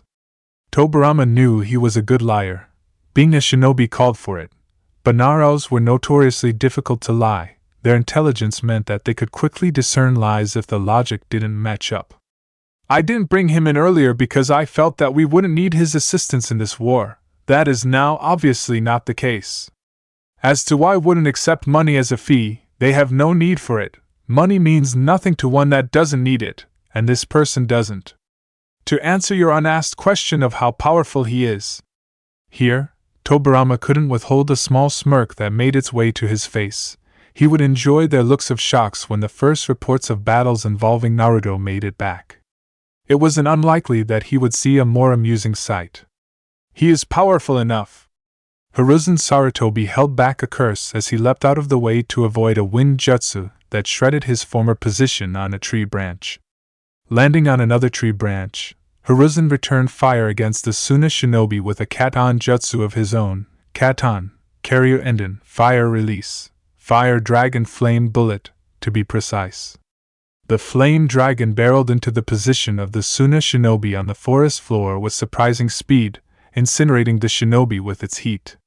But even as he saw his jutsu impact the shinobi, Hiruzen kept his guard, weary of a possible Kawarimi jutsu, body replacement technique. It was only when the smoke from the impact of the technique cleared, and the body of a charred ninja remained, did the Sarutobi release a breath. His moment of reprieve ended, however, when his instincts began screaming at him to move. He followed them immediately. It was a good thing he did, because not a moment later, a right-on jutsu pierced the tree branch he was resting on. Leaping down to the forest floor, Hiruzen was then faced with two IWA shinobi. After the Kages involved in the attack of Hashirama Senju returned to their respective villages, the unofficial ceasefire was revoked. IWA, Kumo, and Suna began to spread their troops around the many fronts that they all had with the Land of Fire in order to try and catch Konoha off guard, sending Suna shinobi equipped with wind jutsu against shinobi that were ready for almost purely Doton users from IWA destroyed any strategy that Konoha had brought to the table.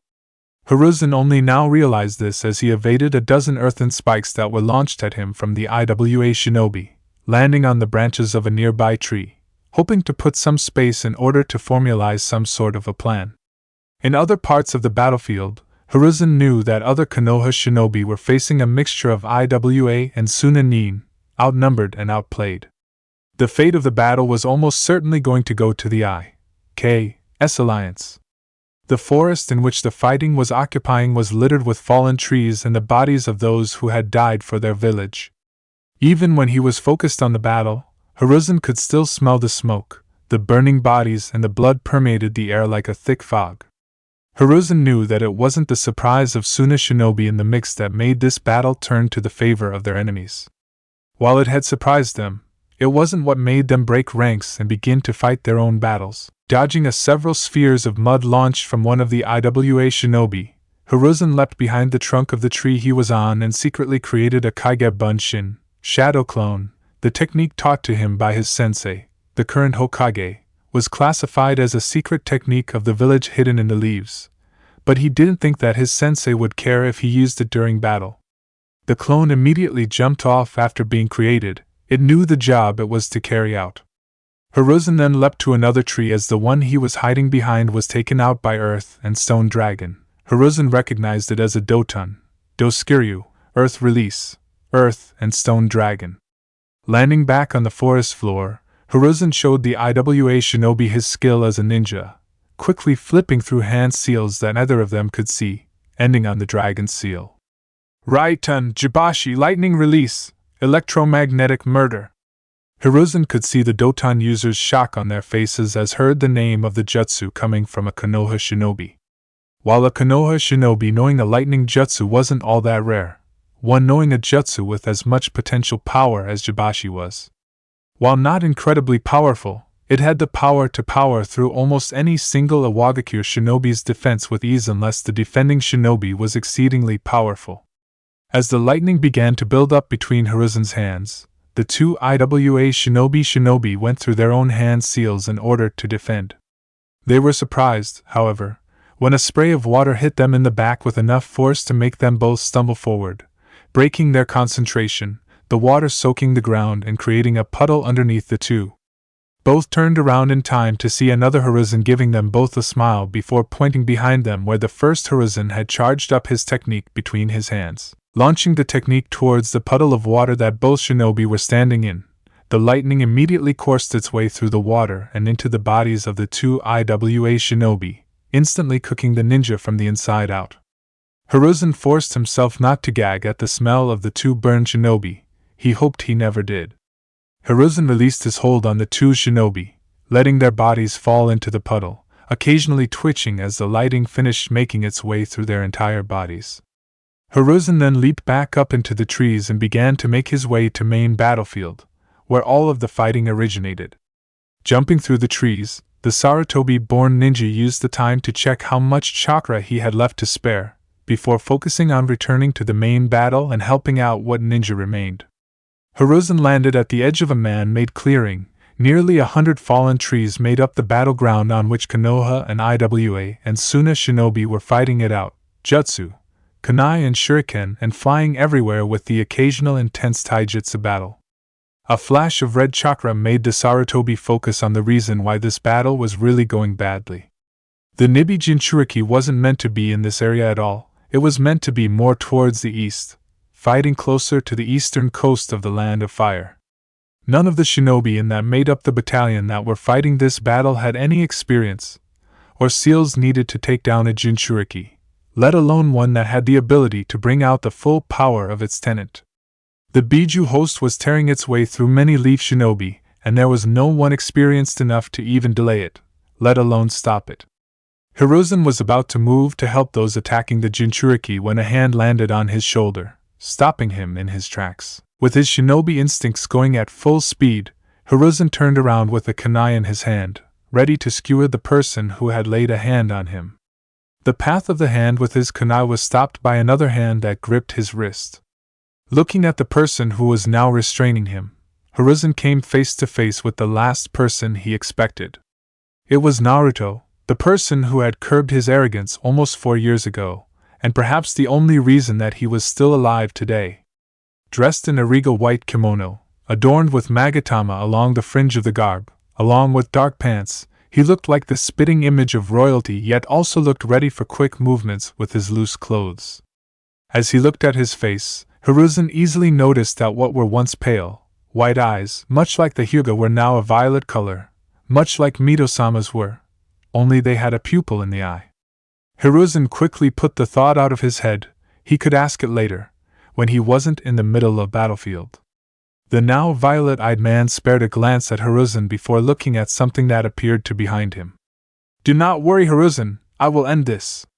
The man didn't look at Hiruzen when he spoke, he simply continued to stare at whatever was behind him.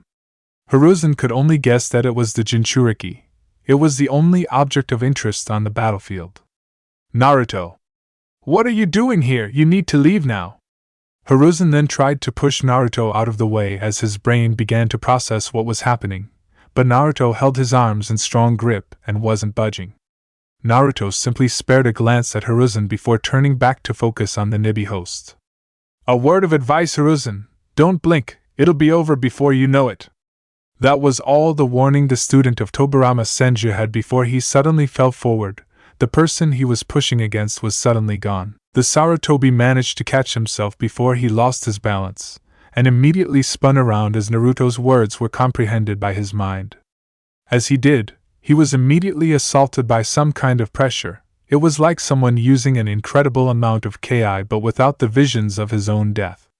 He felt like he was an ant beneath someone's sandal, a fly that flew around the face of a human. As a shinobi, Hiruzen felt like all his hard work to become strong was for nothing. It felt like even with all his training that he had put into becoming stronger for his village, there was still something out there that could squat him like a bug. It made him feel like a failure. When the source of the feeling finally relented, Hiruzen realized that he had been forced down to his knees by the pressure that it had emitted. Raising his head, Hiruzen could see that he wasn't the only one to feel that pressure either. No one in the man-made clearing had been spared, not even the jinchūriki. It was thrashing about. The cloak of chakra that it had been using to carve through Konoha shinobi was flicking on and off like a dying candle. The host itself was withering on the ground in pain, clutching his head. If Hiruzen had to guess, he would say that something was wrong with the Nibi for the host to be reacting like that. Looking toward the rest of the shinobi on the battlefield, Hiruzen managed to see them all one last time before some sort of blur moved through them all, so fast that Hiruzen couldn't make out where it was traveling to. All he saw was some sort of blur out of the corner of his eye before it was gone. It zipped in and out of all the shinobi on the battlefield. None of the ninja reacted to the sudden blur that passed them, though Hiruzen doubted that any of them could even see what was going on. Most were still disoriented by the sudden pressure from before. Hiruzen, for a second, tried to fruitlessly to track down whatever it was that was moving so fast, but couldn't, until finally, the blur stopped moving, coming to a standstill a few feet from the jinchūriki, standing with both arms at their side. Hiruzen couldn't believe who it was at first, having to shake his head in order to clear his mind, as well as producing a small burst of chakra with a muttered kai, in order to dispel the possible genjutsu that he must have been seeing. But none of it worked. The man down there, the one that had just effortlessly blurred through all the shinobi on the battlefield, was Naruto, a supposedly blind man that he had only met once by chance. A glint of metal then made Hiruzen notice the metal blades that seemed to be emerging from on top of the man's forearm and under kimono's sleeves. The blades were large, around as long as Naruto's forearm, and Hiruzen had to guess, made for use against those with swords or those with taijutsu skills above one's own. With a movement from Naruto's wrist, the blades retracted back into the sleeve of Naruto's kimono, disappearing out of sight as if they were never there in the first place. That was when the bodies began to fall. It began with a scream followed by a gurgle, a man choking on his own blood from a throat wound. Another simply fell to the ground, the head becoming disconnected from the neck as the body hit the ground. Two more began bleeding from several holes all over their body before they collapsed, the holes all being around vital points. It went on like this. Shinobi all over the battlefield began to die from injuries that seemed to appear out of nowhere, like a ghost had gone on a rampage. Shinobi seeming to fall to wounds from vital points on their bodies. Decapitation, slit throats, stabs to the heart, wounds that dealt instant death appeared over their bodies. Many ninja began to panic as the appearance of such severe wounds, many of them dying instantly as several of their own debilitating blows were made known. But eventually, the Konoha shinobi began to realize that none of their own were falling victim to the horrific wounds that were appearing. Only their invaders, the IWA and Suna shinobi, seemed to be affected. Many began to calm down, but continued to watch on as their enemies were seemingly massacred by an unknown foe. All throughout this, Naruto stood still in front of the jinchūriki, who was still withering on the ground in some form of unknown pain. Hiruzen could only guess that somehow, Naruto was the cause of all this. It seemed preposterous. But it was the only answer that he had, short of someone else being responsible that he hadn't seen. He then watched as Naruto slowly moved forward towards the Biju host, and picked them up by the top of their skull until he was holding him up in the air, the jinchūriki's feet dangling off the ground, the vessel beginning to struggle as he did so, as if realizing the danger they were in. As Naruto looked into the eyes of squirming jinchūriki of Matatabi, a quite ordinary man from Kumo, tan skin, blonde hair but with green eyes, the only real noticeable feature about him. The man was wearing the standard gray armor of all shinobi in the war. Naruto began to force his chakra to form a mental link between himself and the sealed Biju. He would have preferred to create a visual link, but he didn't know what would happen to his body in the meantime, and couldn't transport the jinchūriki anywhere without it being suspicious. So he had to settle with this, but it was better than nothing.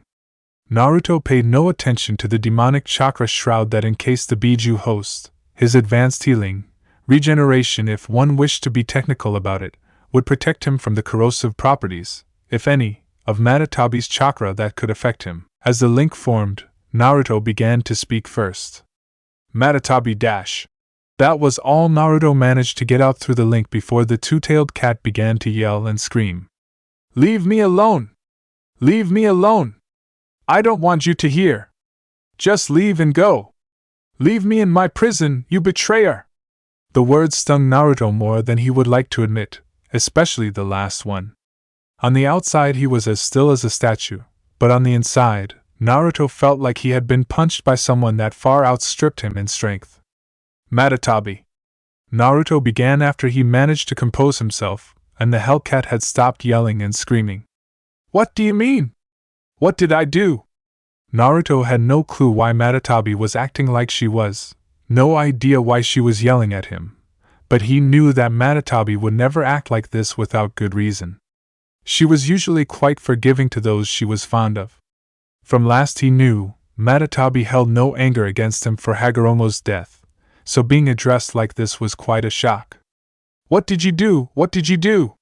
She asked herself rhetorically. You left us to be used as weapons, that's what you did, Otsutsuki. The two tails accused, Naruto had to withhold a flinch at how she addressed him. What do you mean, Matatabi? I had no idea that you would be used as weapons. I never knew where any of you were when you were being captured with the exception of Shikaku, and I was mourning during the time that he was taken. I never wanted any of you to be sealed away.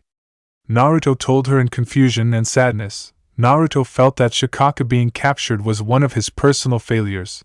He should have been there for the one-tailed tanuki, and he wasn't. Ever since I first heard that you were all sealed, I've been working to find all of you and get you all free again. But you weren't there when it mattered, Naruto. Matatabi's voice was much softer now, not as angry. It allowed Naruto to hear the pain and sadness in her voice. You weren't there when we really needed you. Her voice was almost a whisper now. Matatabi. What happened? Naruto knew there was a story behind this, a reason why Matatabi was blaming him other than simply being angry at him because she was sealed, and Naruto knew that it was probably a good reason why as well. The Bakuniko usually had a good reason for everything. I heard Isaba's screams, she admitted softly after a few seconds of silence. I listened as he was attacked by that bastard that could control wood. I heard him scream for you, Naruto. He called your name. He called out for his uncle to save him. Over and over and over he cried out for your help, but you never came. He was attacked in the middle of the ocean and I was stranded on the shore, not able to do a thing about his screams. He was sealed calling your name, Naruto. I was sealed calling your name, but you never came, not for either of us. You never when we needed you. Naruto said nothing as he tried to process Matatabi's words, while also trying to keep a lid on his anger and sadness. All of the Biju developed different personalities when they were originally conceived. All of them were young children because of how recently they were born, each of them having a mental age of 10 or 11, but both Shikaku and Isabu didn't. Naruto doesn't really know why, but both developed the mental state of children of the age of 7 or 8, but they both did. As time went on, the other 8 Biju began to slowly mature, gaining an older mental maturity as the centuries passed. Isabu, however, did not. The three tails seemed to retain the mind of a child throughout time. Thankfully, Isabu preferred seclusion to anything else, unlike most children, having a shy personality. Only interacting with those he is introduced to by those he knows beforehand. Matatabi began to care of Isabu, the two growing a closer bond than either of them had with any of the other tailed beasts. Matatabi acted as a kind of older sister to the three tails, trying to guide him where she could and preventing him from bringing harm to himself or others. Naruto was now sure that Matatabi blamed him for Isabu's capture. She always had cared for Isabu and couldn't stand to see him hurt. It was only a few seconds after this revelation that Naruto realized something. You weren't only talking about Isabu's capture, were you? There's another reason why you're so angry with me, isn't there? Matatabi said nothing for several moments before finally, she broke. The humans used me as a measuring stick. That knocked Naruto. He understood what Matatabi meant, but he still had to ask for clarification. The Bakuniko then elaborated with deep sadness in her tone. The humans would attack me, deliberately provoke me until I attacked them back. We would then fight. Sometimes the humans would call for aid, other times I would kill them. That wasn't so bad, but they just kept coming, never allowing me to rest. Whenever I felt that I had found a safe spot to rest, they would attack me in order to measure their skills against one of the 9 Biju. Naruto could feel the sadness and pain in Matatabi's voice. Each word she spoke was like a lance of ice through his heart. Every word she spoke was another one of his failures to protect his family. They would sometimes track me for days, following me, trying to tire me out. Every time I went to look for them, they would hide, and begin to track me when I wasn't looking and attack me when I went to rest. I began to run from anything with a large enough chakra signature. I felt like a hunted animal. It was unbearable to Naruto. He could hear that Matatabi had deep emotional trauma, and she was telling him it was his fault. The worst part was that she was right. He had failed his family, failed more than he had thought possible. He tried to say he was sorry, but it wouldn't come out. How could you say you were sorry to someone when they had been hurt as much as Matatabi had? Her trust in him had been shattered, much like it had been with Kurama. In the end, he simply couldn't say it, because he knew that sorry wouldn't cut it. He doubted anything but the right actions would. Thankfully, he knew how he could fix this. It most likely wouldn't regain Matatabi's trust in him, but this wasn't about regaining trust, this was about doing what he was meant to do. Matatabi, he managed to get out. If I kill your host, then your essence shall be scattered and will slowly reform. Hopefully by that time then most of the world would have given up looking for you. Is this okay for me to do? Do it, was the instant reply. I want out of this prison. Very well, Matatabi, Naruto said as he prepared to break the mental link. I would hope that one day that I could regain your trust, Matatabi. Perhaps one day, Naruto, perhaps one day, Matatabi replied before the link was cut. Much like when he freed Kurama, Naruto knew that it would be a long time before he would be able to regain the trust of the two-tailed Hellcat. As Naruto focused back on what was going on in the real world, he was aware of Matatabi's host still thrashing in his grip. He was vaguely aware that the surviving ninja on the battlefield, Konoha shinobi, were beginning to take notice of him. He was beyond caring at this point. He was going to make it up to Matatabi by freeing her from her prison. Looking directly into the struggling Jinchūriki's eyes, Naruto raised his empty hand, and with a surge of chakra to the bracer on the forearm, revealed a large metal blade that emerged from the top of his forearm. "I will make this quick," he told the human sacrifice. "You will not feel a thing." The vessel's eyes widened as they began to struggle more, knowing that their end was near. As all living beings do, the ninja began to struggle, squirm and claw for life as it felt the jaws of death begin to close around it. With a quick slash from his metal blade, the Jinchūriki's head was detached from its body, rolling to the ground where it came to a stop. Naruto watched as Matatabi's chakra exploded outward in a localized explosion. He began to feel the now deceased Jinchūriki's body begin to heat up as the demonic chakra started to escape the body in all directions, frying the internal organs as it did so. Naruto saw the corpse's stomach begin to bulge, quickly expanding so that it looked like there was a watermelon lodged inside the corpse's stomach. His eyes widened as he realized what was happening. Acting quickly, Naruto threw the body into the air as fast as he could. The shinobi around him observed the flying body. They did so for about a second before the body exploded from the stomach outward, splitting the body in two as red chakra was released explosively from the body. While the two halves of the former Jinchūriki's body fell to the ground, the red chakra lingered, hanging in the air like a red cloud before it dispersed like dust to the wind. It appeared that Naruto had forgotten to take into account the Biju when he theorized about what would happen should the Jinchūriki be killed. Matatabi's desperation for freedom, and how she pushed against the seal holding her back caused her chakra to surge out in an explosion larger than what would happen if she had done nothing inside the seal. Looking around the now quiet battlefield, Naruto saw that all of the Konoha shinobi's eyes were now on him. The explosion from Matatabi's host had drawn attention to him. Naruto took in a deep breath before he vanished. To the viewer's eyes it would seem like the man was there 1 second and gone the next. As Naruto traveled back to Konoha in order to tell Tobirama that Matatabi's host was taken care of, he already knew what he was going to do next. Naruto knew that word would soon spread about his ability to take down the Jinchūriki with ease. This would cause the other hidden villages to call back their Jinchūriki into their villages in an effort to prevent their deaths or captures.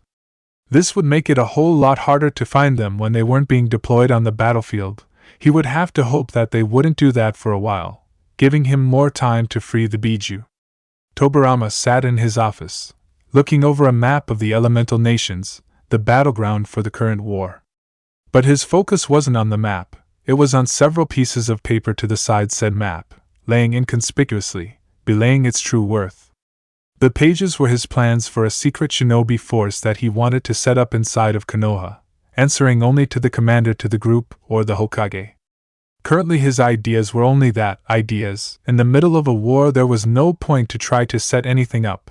It would take time that could be better spent planning their next move in the war. The organization was simply an idea currently, but one that he hoped could eventually be put into practice either by himself after the war, or by his successor, hopefully Hiruzen. Knocking on the door to his office brought Tobirama out of his daydreaming of what could be.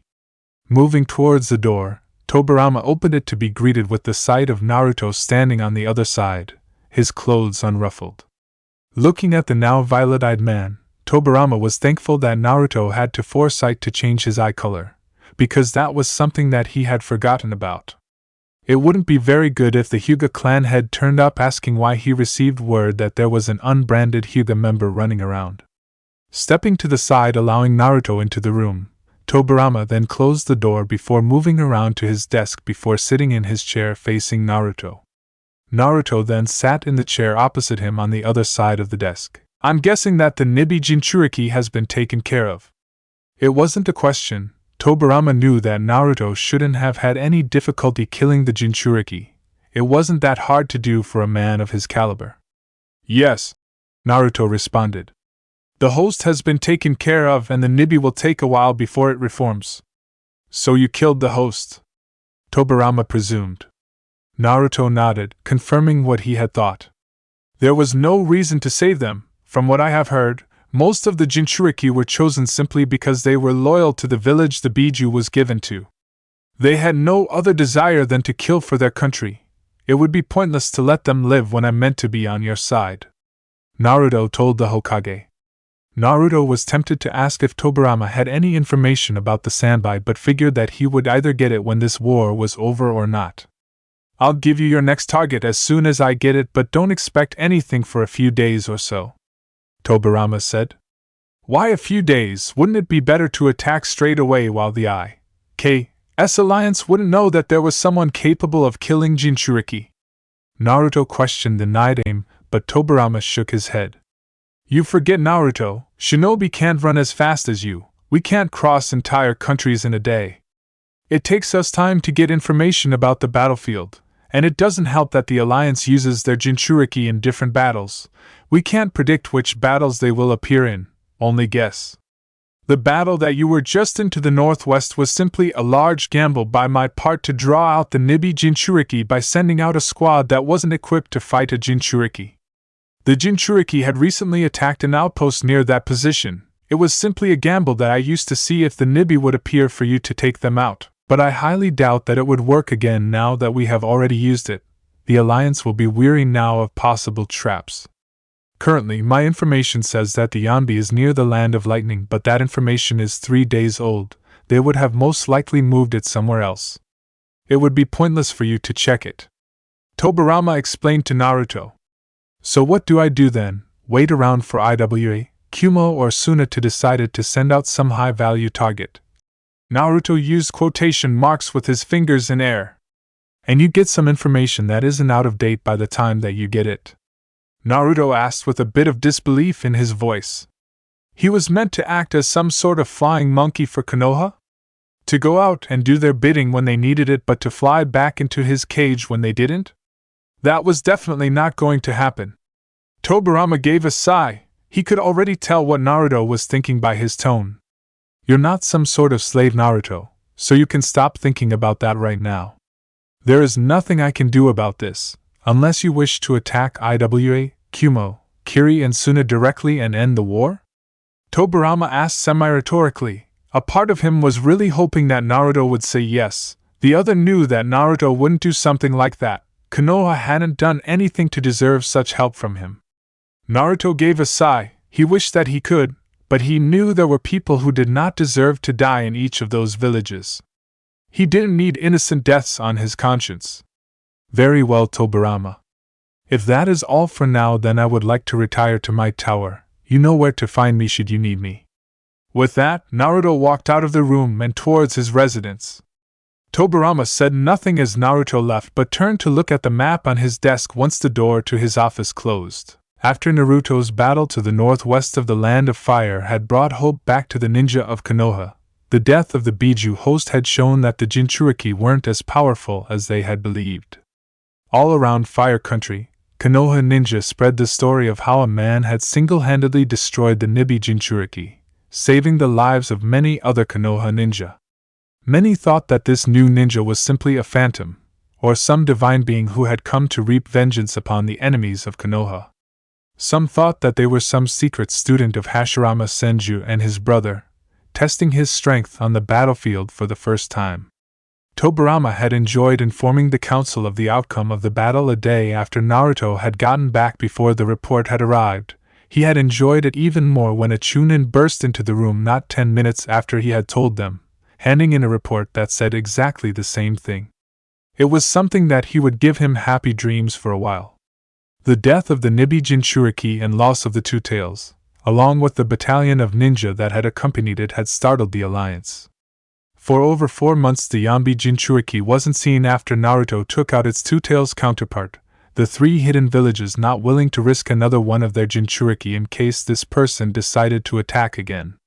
It was only 4 months after the death of the jinchūriki that the 3 Kage decided to send the Four Tails host back out, believing that because there were no other instances of entire battalions disappearing, or other shows of extreme strength from Konoha, that whoever did kill the jinchūriki had died, or that the death of the entire battalion and Nibi host was simply a stroke of bad luck. The fact that the Nibi host wasn't all that strong compared to the other tailed beasts, and that it could be taken down by someone powerful enough also helped fuel their thoughts in this direction. The surprise return of the Yambi had resulted in a decisive victory for the three Kages. The Konoha shinobi hadn't expected the sudden return of a jinchūriki and were taken off guard. The jinchūriki had quickly charged through their ranks while the shinobi accompanying the Biju host had taken out anyone that had managed to survive. The alliance's celebration over a quick victory didn't last long. For a month after the Yambi host was sent back out, the jinchūriki was killed along with the ninja that were accompanying it. Naruto didn't play around when he found out where Son Goku's vessel was. As soon as he found out that they had sent out the Four Tails, he was visiting each location as quick as the information reached his ears. When he finally did find the jinchūriki, Naruto simply killed the host. He didn't want to hear from Son Goku how he had failed the Biju. Matatabi's words did that job fine. After that, the alliance began to send out mostly soldiers, the occasional high-ranking soldier in order to provide support, but the Kages themselves never made any appearances on the battlefield. Either did any other jinchūriki that they may have had in their possession. They eventually began to move Konoha's forces back slowly, their numbers overwhelming almost any strategy that Tobirama or the Nara could come up with. The council soon turned to Tobirama to send Naruto back out to stop the advance of the alliance, seeing the Nidaime Hokage's mysterious and incredibly powerful source as something that they would need to win. The civilian council turned to him first, the civilians panicking over the slow march of the three other hidden villages. Then so did the Shinobi Council. Though the Shinobi Council knew that the mysterious source of Tobirama was the only option they had, the Civilian Council simply panicked and began constantly insist that the Hokage send out Naruto. Tobirama himself knew that Naruto was the only hope that they had of winning this war. He had known that they would need Naruto's help to win this war far more than simply taking out the jinchūriki. He had hoped that when he had sent out Naruto to take down the Nibi jinchūriki that he might inspire fear into the hearts of the other three Kages, forcing them to pull out of the alliance, or maybe even the war altogether. When that didn't happen after Naruto killed the Yambi host, he knew that Naruto would have to fight for them to win. It's simply impossible for Konoha to win otherwise. 3 enemy villages against Konoha, all roughly the same size as Konoha, meant defeat without an incredibly powerful shinobi in their ranks. Tobirama knew that Konoha stood no chance.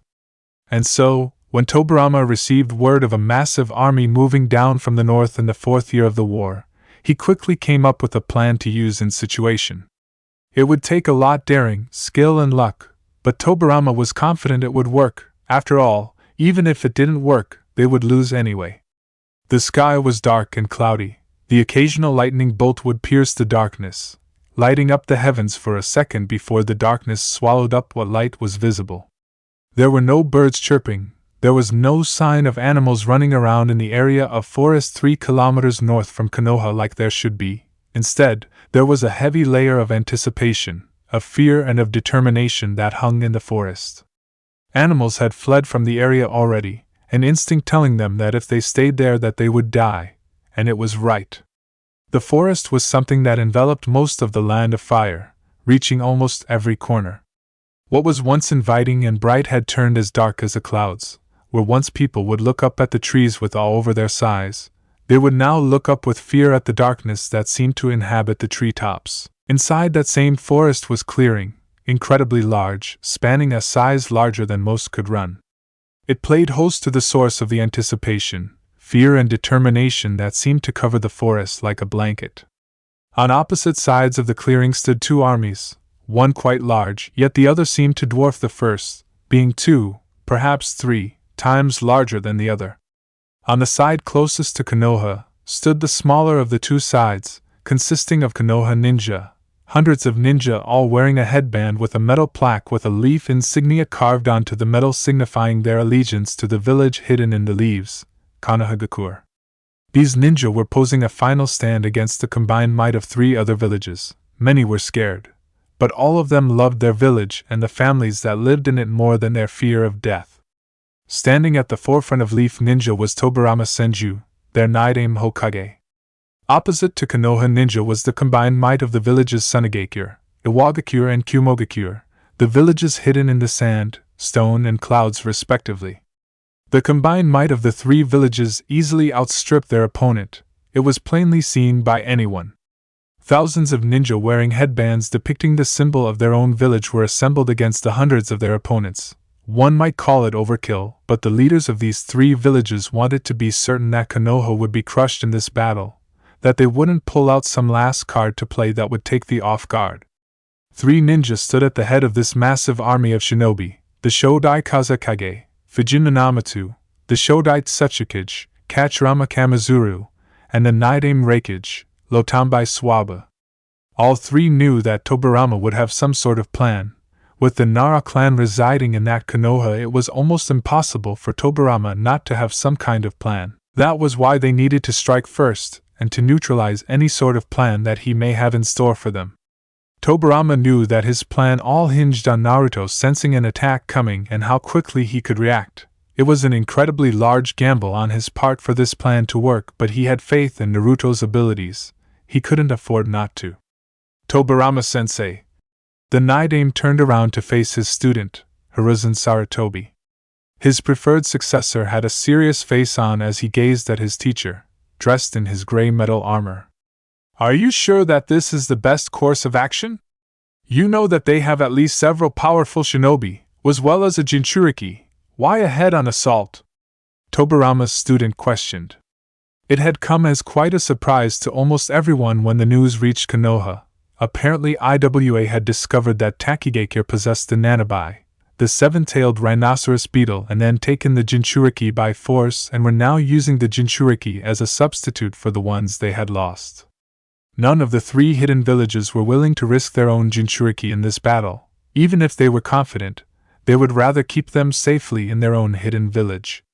He was only happy that Taki managed to get the message to them, otherwise he might not have known in time. Because, the Hokage answered, I have a plan. Tobarama then turned around to look back across at his enemy.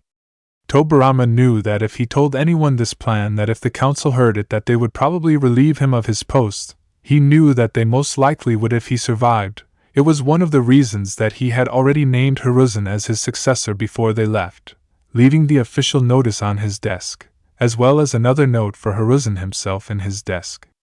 Tobarama began to slowly walk forward. The three Kage on the opposite sides of the battlefield did the same, the four having one last meeting before everything dissolved into hell. Stopping a few meters away from the other three, Tobarama kept his muscles coiled in case of a surprise attack. This was by no means a ceasefire, simply a meeting so the victorious side could say, I tried to get them to surrender, when they stand on a field of broken bodies.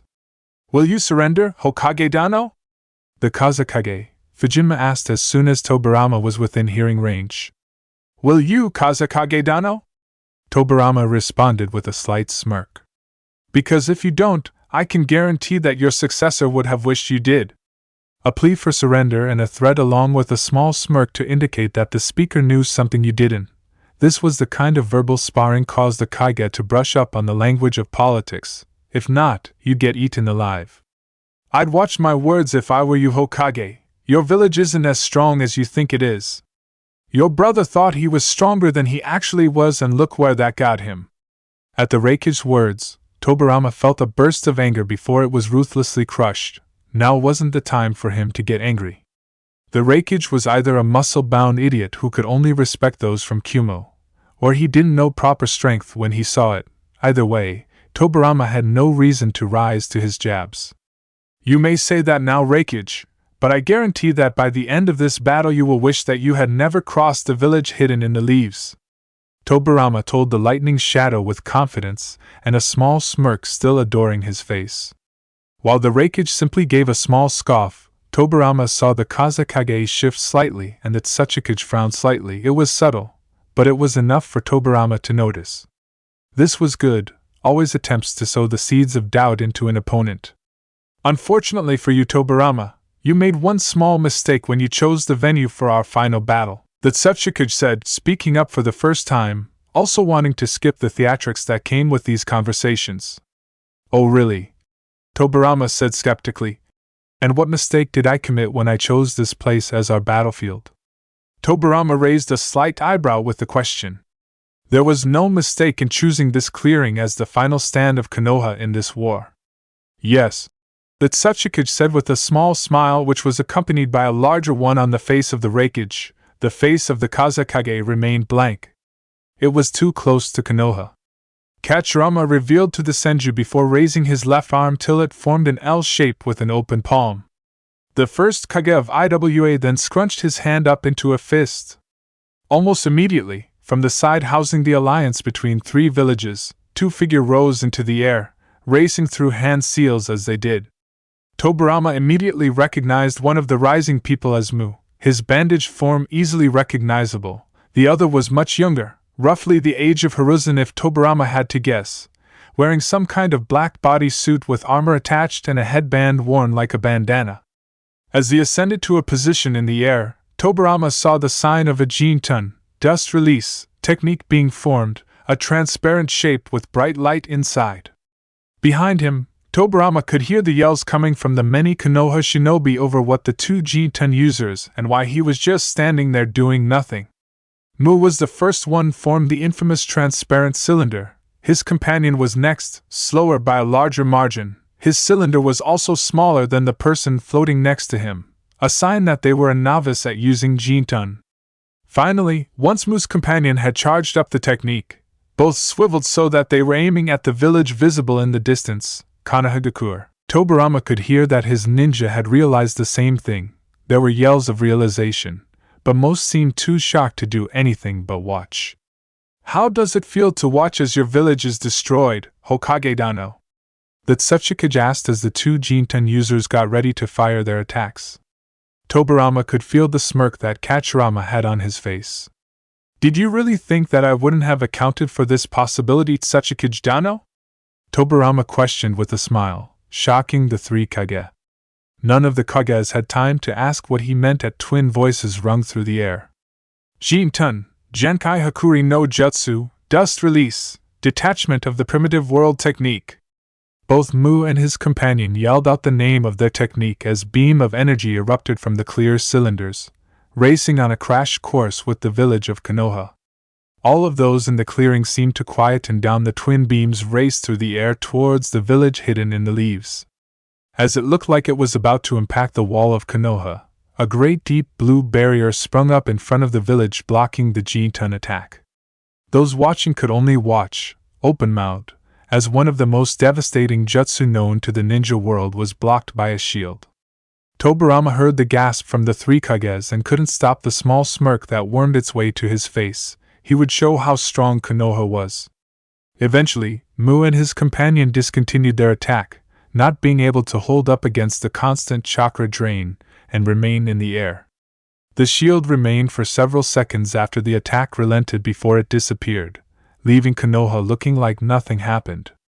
Thunder suddenly decided that it didn't like being forgotten, and gave mighty boom as lightning arched across the sky. The wind picked up suddenly as a strong breeze blew through before it suddenly went dead. A new person was in the clearing, floating at the same height as the two jinchūriki users yet safely on the side of Konoha, indicating that the person was on their side of the conflict. The person floating was a man with long white hair and violet eyes, wearing a kimono with magatama along the fringe, and black pants.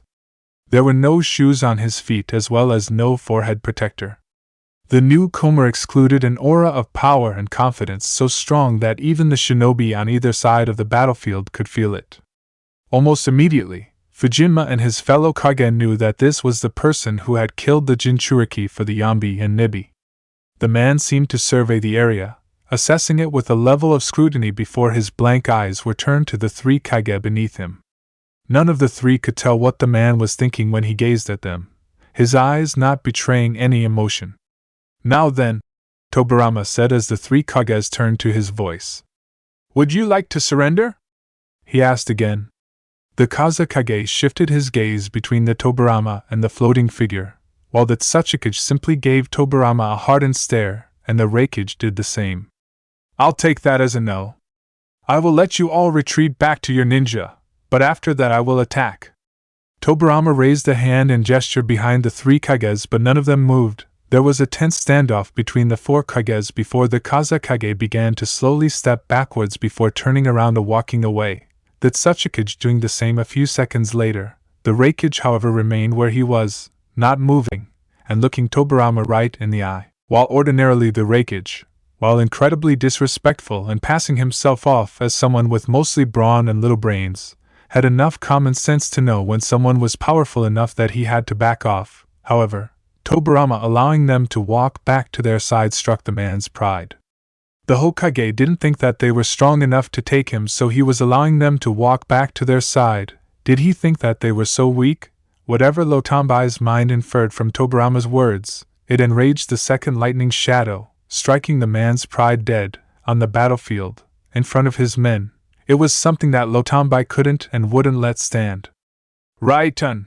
Kaminari no Kami no Koru! Lightning release! Call of the Thunder God! He called as he raised his bunched fist into the air before bringing it down with all the power could amass. His fist impacted the ground with strength that outstripped many, cracking the earth beneath it. The sky began to rumble violently as the man's jutsu ran its course. As all the thunder seemed to converge on one point over Tobirama, a deadly white bolt ripped through the air, crackling with energy and seeking to strike the ground that the Senju walked on. But before it could, something jumped in its path, taking the bolt of lightning head-on in an explosion of light as the natural electricity made contact with human flesh, blinding all from getting a proper view of what was happening. Lotanbai was angry that he missed the Senju, but his companion was just as good. However, almost immediately Lotanbai noticed something wrong. There were no screams, there were no groans of pain, nor did the body hit the ground. Just like with Hashirama, Lotanbai fed more chakra into the technique, hoping to suck out all the natural lightning that the heavens had to offer, paying no mind to his 2 fellow Kage behind him. As Lotanbai was forced to stop powering the technique, the bright light that was given off by the lightning slowly dimmed enough for those watching the spectacle to be able to see the condition of the Hokage's mysterious companion. When the light finally became dim enough for one to see, Lotanbai immediately wished that he hadn't looked while he took a step back from shock and, though he would never admit it, slight fear, he felt his fellow Kage do the same, and was certain that many of his forces had as well. Still floating in the air, his face still as blank as he had arrived, was the newcomer, unsinged or hurt in any way, but that's not what made those who looked at him take a step back in fear. It was the lightning bolt, held in his hand above his head and still connected to the sky, that awed those around him. The man spoke to Tobirama without fully turning to the Hokage. Tobirama, begin with the plan. The Hokage gave a nod. All right, Naruto, just be careful to not hit any Konohanin. Tobirama responded before he turned and ran back to his men, who then followed their Kage's orders and split up to attack the left and right sides. The violet-eyed man, now named Naruto, turned to look at the 3 Kage before him with an impassive stare. He only spoke 3 words before he unleashed a massacre that would be told about for generations to come. Feel my wrath. The words were not yelled or shouted, they were spoken as if they were everyday words, and yet they weren't. There was a mighty boom from above and all those around looked up, expecting some kind of attack. Instead, they were greeted to a sight that was almost just as bad. The lightning bolt, which had been still connected to the sky it was summoned from, broke off with an explosive boom, and like a giant cable, the lightning began to fall, shrinking as it did so. It was movement from Naruto that made them turn away, coming to the sight of the hovering man rearing his arm back, before he launched it forward, like one would do to flail a whip. Instantly, hundreds of shinobi realized what was going to happen, being able to easily infer what Naruto was planning to do. From the side of the 3 invading villages, hundreds of shinobi began to run to the left or right, trying to outrun the incoming lightning whip. As Naruto threw his arm forward, the lightning followed, the whip shot forwards towards the hostile shinobi. As it came in contact with the earth, there was a mighty boom as the whip landed, gouging out a great trench into the ground, scarring the earth.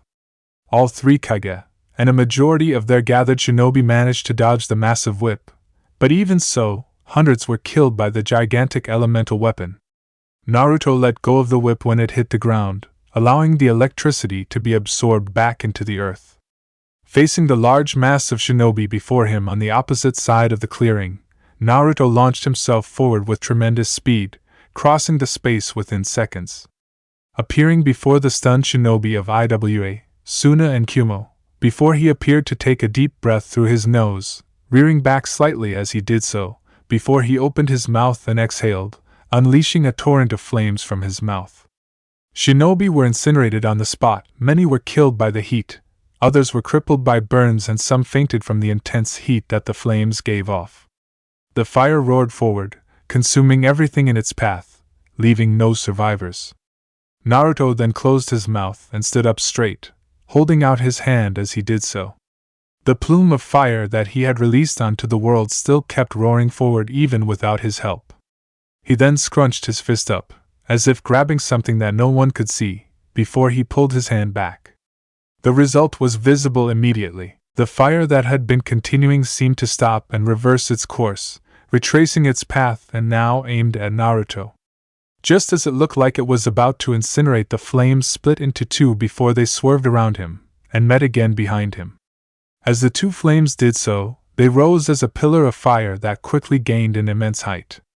The pillar then began to slowly twist and shape itself, before the features became definable and revealed itself as a great fire dragon. The fiery apparition let out a roar before it then launched itself forward, swerving slightly to the left as it did. It impacted the ground with a great explosion and shockwave, leaving nothing but a large smoking crater as a remainder. From his position, Naruto turned around with his arm and hand splayed out, and a wall of water materialized in time to catch several balls of immense heat that impacted against it. The balls were quickly dispersed by the wall, the water evaporating against the balls of heat but taking the balls of heat with it. Naruto turned to face the Shodai Kazekage, multiple balls of his Shikuten, Scorch Release, technique hovering around him, the Otsutsuki hovering in the air and the Reikage hovering next to him. Naruto wasted no words on these people. There was no reason to. They had all chosen their paths and there was no turning them off it. Turning his gaze to the Kazekage, the only one of the three on the ground, Naruto molded his chakra without a single movement. Two patches of earth on either side of the wind shadow rumbled and moved before a pair of jaws rose from the earth on either side of the Kage. Sharp teeth occupied them. The man's eyes widened as he realized what was happening. The spheres of heat proceeded to race towards the earthen jaws as the Kage moved to get out from in between them, but found his feet had been sucked into the ground, preventing him from moving from his position. His Shikuten spheres impacted the earthen construct and quickly evaporated the moisture from them, causing them to crumble into dust. The Kage never felt Naruto until just before he removed his head from his shoulders. Naruto quickly retracted the blade from his forearm bracers and leapt back to avoid a swarm of bees that bombarded his former position before exploding. The body of the now deceased Kazekage was immediately destroyed by the self-destructing bees. As Naruto's feet hit the ground, with his back to the two remaining Kage, he twisted around and fired off a torrent of wind that sent a charging Reikage flying, while the Otsutsuki managed to fight against the wild wind thanks to his flight technique, while simultaneously littering the both of them with a numerous amount of cuts, the Otsutsuki more so than the Reikage. Feeling a pulse of chakra behind him, Naruto turned around in order to see Komiai's host, clad in a shroud of her chakra with 6 tails coming out the back, charging at him. Naruto's face displays no emotion as he moves to kill the host, ready to run it through with one of the blades on his bracer, but is forced to move again as he senses and hears that Otsutsuki fire a jutsu at his back. Jinten, Genkai Hakuri no Jutsu, Dust Release, Detachment of the Primitive World Technique. Leaping to the right, Naruto feels the Jinten technique impact the spot he was just standing in, creating a crater and small shock wave as it hit the ground, causing the jinchūriki to get launched back. Out of the corner of his eye, Naruto could notice what was left of the army of shinobi begin to circle him. They thought that they would be able to overpower him, or swarm him with so many techniques that he wouldn't be able to defend against them. How cute. You all seem to like Kekiai Toda, Naruto remarked as they all began to surround him. Well then, let's see yours against mine. With that said, Naruto bent at the knees before he pushed off, flying into the sky. Naruto soared into the air until he reached the height he required for his technique, where he stopped. Placing his arms out, Naruto turned to look down on those below him. I believe if I was one of you ninja, I would call this Kutan Chikyu no Kohai, Sky Release, Desolation of Earth. With that, he began to spin, faster and faster until he was a blur. That was when the wind began to pick up, swirling around the form that was Naruto. All those on the earth began to feel the intensity of the wind as dirt and small rocks began to slowly lift off the ground. The shinobi that were around Naruto's position immediately began to move out of range of the winds that he was conjuring up. Above Naruto, a hole in the dark storm clouds began to appear, small at first but slowly grew until it was plainly visible. Thunder then began to arch across the sky once more.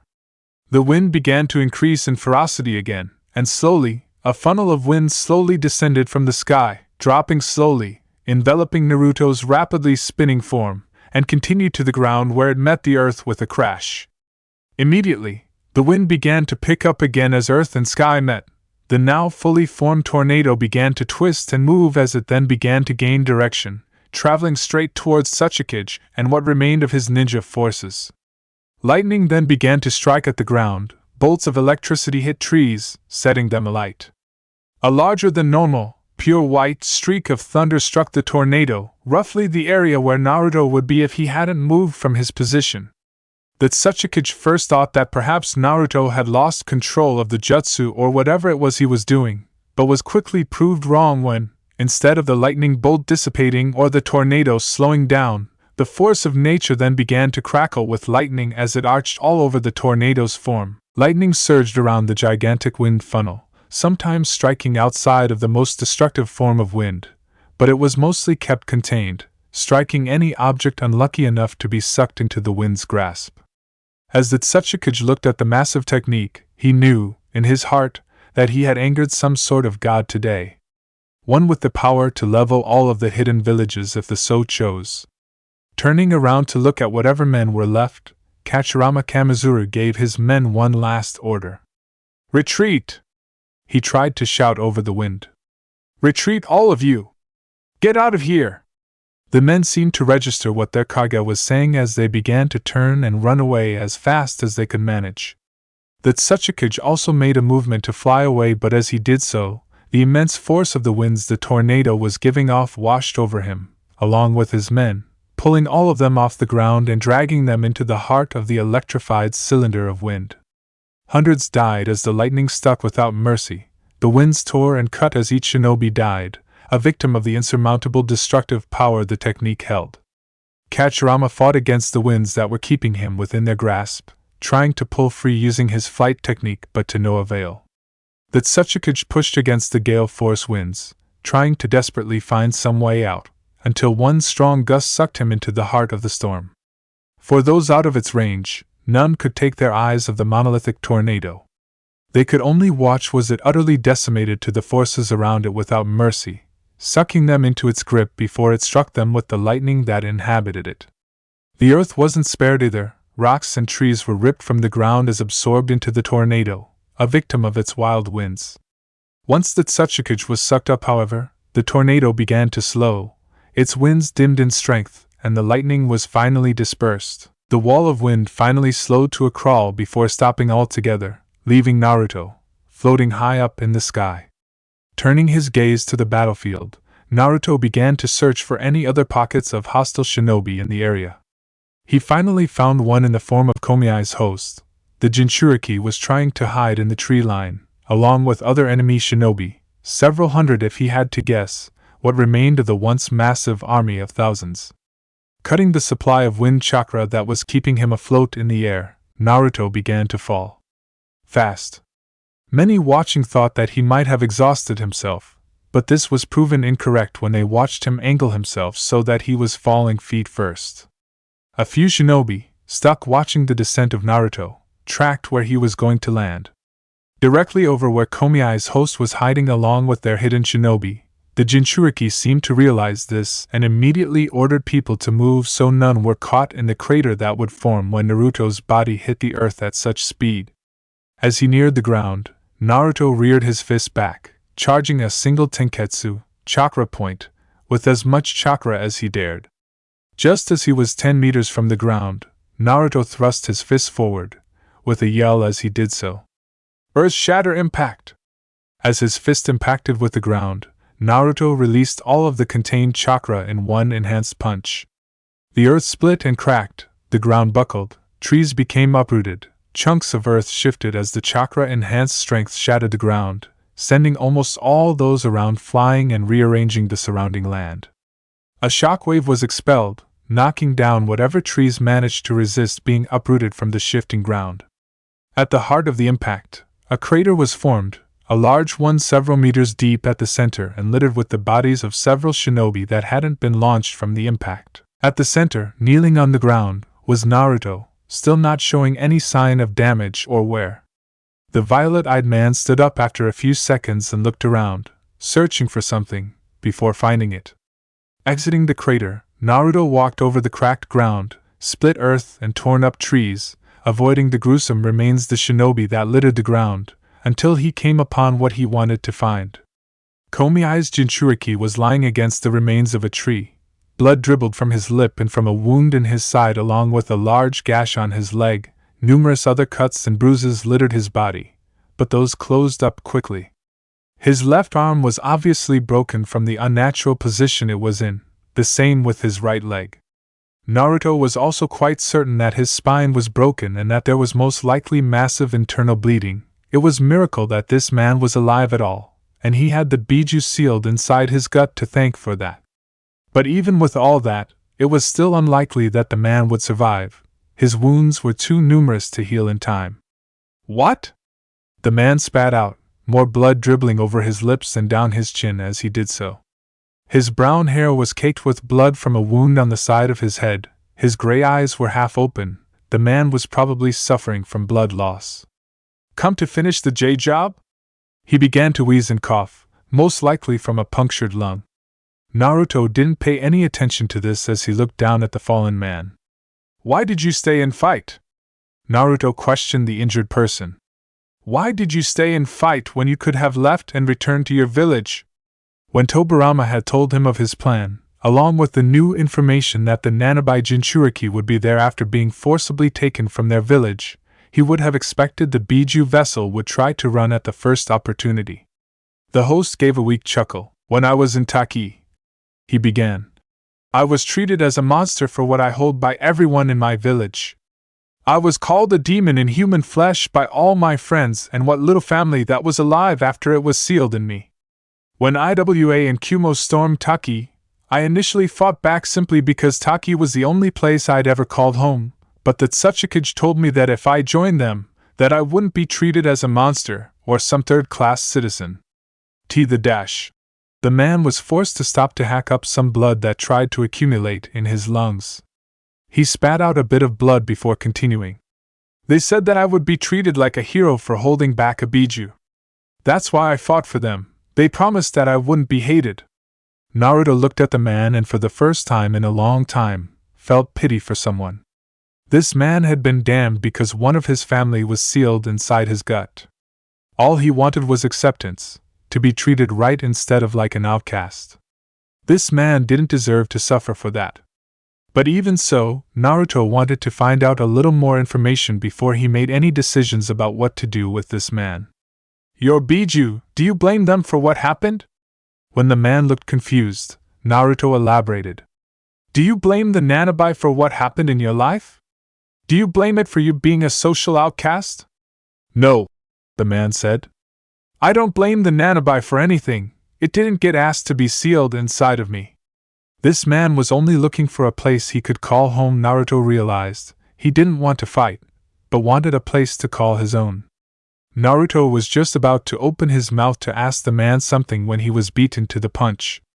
Would you please do me a favor, sir? The man asked. Naruto nodded his head in acceptance. Please kill me.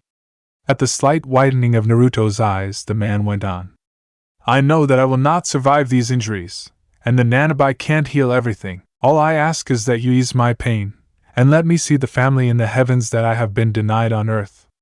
Looking into the man's eyes, Naruto felt his offer to heal the man die in his throat.